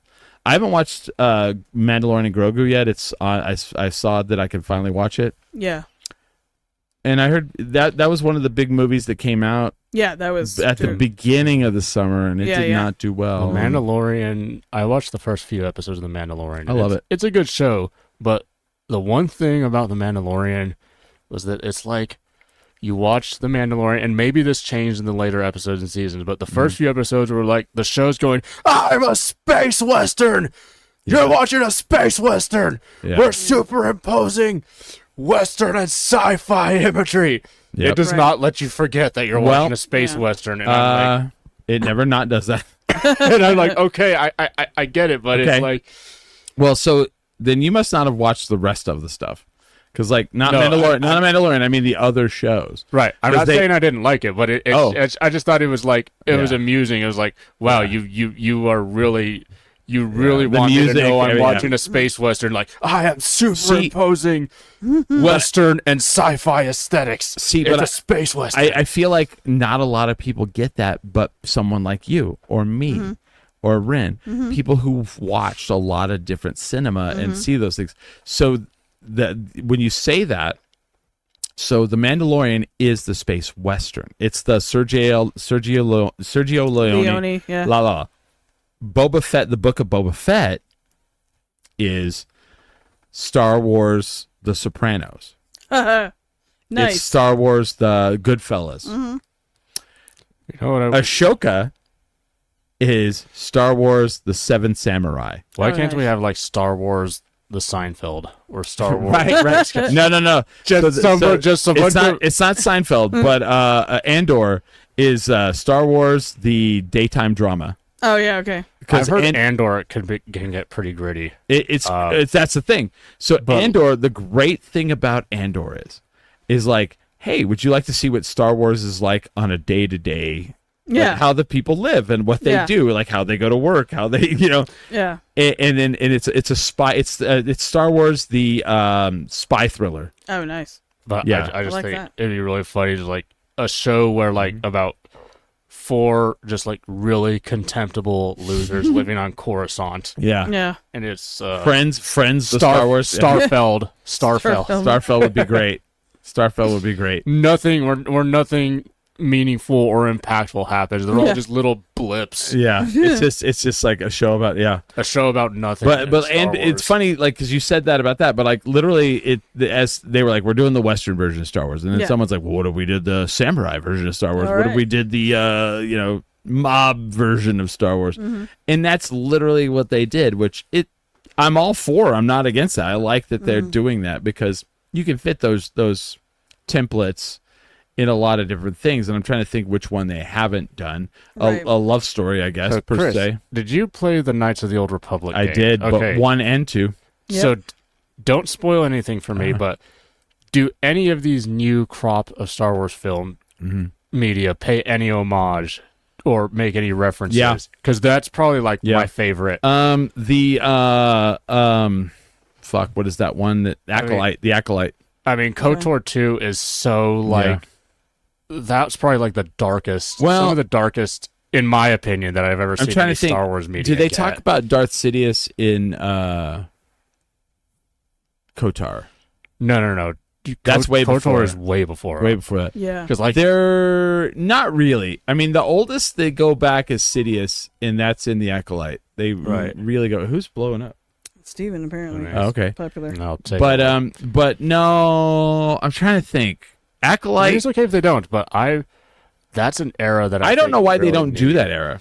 I know it's so good. It's so. I don't disagree. It's yeah. so. A lot of it's the- border like KOTOR 2 is like borderline Lovecraftian. Yeah, yeah. Kind of it's Yeah. and it's so like subversive and I made Ren play Yeah, I the played KOTOR too. one. I was like, oh, Yeah. you need to play this, and then Yeah. I see you the next day, and you were already in the terrorist understanding. Like, wow, you got stuff in. Yeah, I did. Yeah. That was actually No, good very call. that was very special Yeah. for us. Was Yeah. Yeah, it was. me showing you, It and was that good. that reignited your interest in Nerds. role playing games. We got real nerdy in D&D. the end Like, of I the just show. got real Oh, nerdy. yeah. I also like the Star Wars expanded universe novels, but But that's the thing. I feel like there's so much good material. the fact you're not watching the shows is where Yeah. they've gone with those. Yes. So some of those. The expanded universe Yeah. is Dave Filoni. Yeah. So Rebels. What's his name? What's the admiral's name? He's from the expanded universe. The big Admiral Thrawn. Thrawn, yeah. yes. Admiral He Thrawn makes an appearance, is right? Yeah. no. Yeah. Admiral Thrawn is the villain Ah. all through Rebels, and then so at the I don't know if I want to. Are you ever gonna watch Rebels? Yeah, I I probably probably Yeah, because I mean, I read the Thrawn trilogy. I'm gonna have to. It's Okay. that's Yeah. well, it's nice. So That was the old. So canon. he's the I know. Darth Vader. I know it's the new canon. He's the Darth Vader of Rebels. Darth Okay. Vader Oh, is okay. in Rebels. So there's But a Thrawn scene. is the- One of the coolest scenes in Rebels is Ashoka, who was the Padawan of the Clone Wars. Yeah. nope, but who was Anakin. There you go. Yeah. So at one point, she's flying in her ship in a battle that Darth Vader's in, and she knew who Darth Vader was because Darth Vader was the big villain, and she's flying into the battle, and when they're in the not all of them are as force sensitive as whatever. Right. She gets in the battle where he's at, and she's like goes.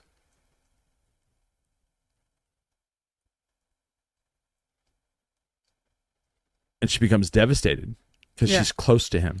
Yeah. And she realizes Darth Vader is Anakin. She had no idea Oh wow. because That's cool. people didn't know. Yeah, they didn't. Yeah. And it's like amazing that they show this in the show, and you're just like her emotions like Mm-hmm. overtake because she had been his Padawan all through the Clone Wars. Yeah. And it's like, whoa, that's really cool. And so then when you get into the TV show Ashoka, Mm-hmm. and he returns, in scenes like she flashes back to being trained by, and they brought him in and everything. What's his name? What's the actor's name? Played Anakin. Oh, Hayden Christensen. Yeah, Yeah. they brought him back, and he Oh, wow. he plays. He's in Obi-Wan. He plays Darth Vader in Obi-Wan, and then in Ashoka he plays Anakin. Oh wow. And like they show like they created new scenes of like him training her and stuff, and it's That's like, cool. fuck, this is so cool. I think it's way more. It's better than I think the movie shit sucked that Yeah, they made, but the the TV series show. I know so the cool. prequels were Mm-hmm. not perfect, but I think Hayden Christensen was actually pretty perfectly cast for Anakin. Mm-hmm. I know his performance was. The thing is I think a lot of the performances in the prequels are ultimately down to George Lucas's direction, but Yeah, in the scenes where Anakin doesn't have to say any of George's dialogue, yeah, he absolutely nails the performance. right. Because George's dialogue is garbage trash, And he most of the knows time. it too. Yeah. Well, I mean, that's why I like what's your favorite Star Wars film? Here's the thing. Uh-huh. The best. I think it's possible to realize something is the best of something, but still have a favorite that's different. Fair enough. Yeah. The best Star Wars film is obviously Empire. Right. Right. My favorite, But who wrote that? Lawrence Kasdan. That's right. Exactly. Yeah. The best one, Empire. My favorite, Episode 3. That's because I was a kid when it came out, and it was just like Return of the Jedi. Yeah. No, sorry. Revenge of the Sith. Why did I say Return of the King? Oh, Revenge of the Sith. got it. Episode 3. Because I was Episode 3. I got you. Yeah.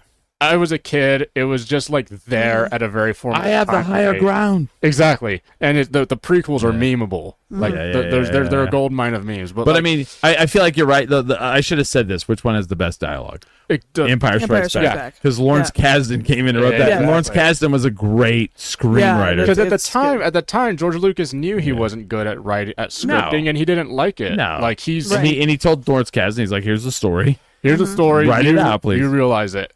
Yeah. And in the very beginning, I think he wanted to do the same for the prequel trilogy. Yeah. Like he wanted to. But Lawrence Kasdan was like not answering the phone. Right. Well, it's funny. I think Steven Spielberg. I don't even think originally George Lucas wanted to direct the prequel trilogy. I think he hit you're up, right. He hit up Steven Spielberg, and Steven Spielberg said, "No, you should do the whole thing." And that's so. It's probably Steven Spielberg's fault that. Yeah. We'll blame him. You know what my favorite meme is recently? They're all, what if we had a sequel where they go to E.T.'s planet and everyone had on clothes? I was like, that's pretty good. That would be pretty good. Everybody's like, This thing was supposed to have pants on, like. like we got the naked guy. What the fuck? I was like, that's pretty damn good. All right, let's get out of here. All right. I want to thank you guys for coming Good on the night, show. guys. Tell people what you do. Oh, DJ we're Ren. we're entertainers. I'm DJ Ren. We host the I'm an Operation Goth entertainer. Nights, and we host Space Disco and other events like that. Pharmacy tech by day, entertainer by night. Yeah. Sometimes sound engineer. Yeah. What do you do sound engineer at? Inside out. El Ray and Inside Out. El Segundo. El Ray and Inside Out. Yeah. And then I also do marketing for Joe Anderson's venue. The Joe Anderson Empire. Does The he Joe call Anderson it that? Empire? No. God, I saw him so drunk the other night. I know. I It's heard about it. So rare. Yeah. And I introduced someone to him for the first time, and I was like, just so you know, He's not usually like. I you're heard about that. never going to see him like this ever Oh, again. Chris, when we're done here, I need to show you my Joe impression. If I Oh, can yeah. turn it We'll do on. that. I'm not going to do it here because No, it's no, a no. special thing. Okay. It's my Joe impression is a special thing. yeah. Yeah. Joe Anderson Empire. You need to know me really well to get it. Dun, dun, dun. And I'll be there All tomorrow. I'm one of the only media people that's ever interviewed Joe. Yeah, I know. Yeah. I probably could get him again. Yeah, you could. Yeah. He doesn't like to do interviews, but Dude. he would do it. So when I saw him drunk the other night, I got to see this. I got to tell you, oh, I have a video of him drunk. Oh. I'll show it to you. I haven't showed it to a lot of people. Not from the other night, but I have video from him drunk at Yeah, I've seen some at of a that. Founders. Yes. Yep, I think I've seen that. But video. so the other night, this is you can tell. I'll tell you this, and you'll know Joe is drunk. So I walk in, and Joe's like, "Bring it in," and grabs me, and I'm hugging him, and he goes, "I'm gonna need more than that." That he does And not just- hug people. Grabs me. He doesn't hug people, Nice. right? Have you ever seen that before? No. No. He's like, "I'm gonna need more than that," because I tried to pull away, and he goes, "No, I'm gonna need more than that." And then I saw him dancing. Uh-oh. Oh. See, I was like, I'm gonna ask him about it. I need to see Joe. I need to see Joe dance. I'll show you a video of Joe dancing Oh, from another time because I have seen Joe drunk a couple of occasions. all right. And I've showed it to people, and they're like, "Oh, okay." I'm like, "Yeah, you." And like, have but no you idea. don't understand. you don't You don't understand. fucking understand. So yeah, but yeah. So what do you guys got coming up? August 15th, we have and our next apparition goth night at El Rey Theater, 21 plus, and then November 25th, we've got the next goth night at El Rey Theater, 21 plus, with special guest DJ Riffrat, which is Paul Sanders from Phantom Riot. And we're probably gonna do your special 10 drink minimum special. We'll see. We'll wait till he irons out the final schedule, but we should be doing that unless something changes. And then Ren's like, "We need to talk about money, we need to talk motherfucker. about money. Give me Yeah, some and then- money." Money. And then we're part of Goth Fest September 4th and 5th at Launchpad and Inside Out. Is that like a 48-hour like of goth? It's just a bunch of live 48 goth bands. hours. We have 48 one- hours of sad. Sad. And we have one out of 10 Stole the guests. words. Stole the words from my mouth. The thief. And then every week, Steven and I host Geeks Who Drink, Boombox Bingo, Jeopardy Bar Jeopardy. League. Yeah. If you're on the west side, come say hi to me. Yeah, fuck All yeah. right. And Good it's- night, everybody. Well, hold on. September No, wait. 26th, 20th anniversary of 10 drink minimum. Yes. Fly in. If you're in Ireland, fly in. If you're in Singapore, fly in. If you're in Japan, fly in. If you're in London, you also can fly in. Idaho, I don't know. I don't know. But hey, whatever. California, a lot of people in California listen to this show. Fly in if you want. Come on in. Come on in. You cannot in. stay at my house, but fly in. You can join our dance party. Yeah, maybe we'll. If people hit me up and they're like, "Hey, we're coming in," maybe I'll do like a day of activities. Like we're gonna go do brunch at this place. We're gonna go do, cool. who knows? If people want to do that, that would be dope as shit. I'm all for it. September 12th, Duke City Championship Wrestling, King's Landing. Trevor Murdoch, 2-time NWA champion, is gonna be there. I won't be there. I'll be in Abiquiu at Ghost Ranch watching the Violent Femmes. Nice. I bought those tickets a long time ago. They didn't tell me when the dates were. New Pornographers, Violent Femmes, and Cool. Cowboy Junkies. Oh, nice. They were expensive tickets. I'm I not bet. gonna give those up to I'll be at the next wrestling after that. But Cool. anyway, we didn't even talk about wrestling. Friday night was such a good night of wrestling, but Yeah. another show. I think that's all I got.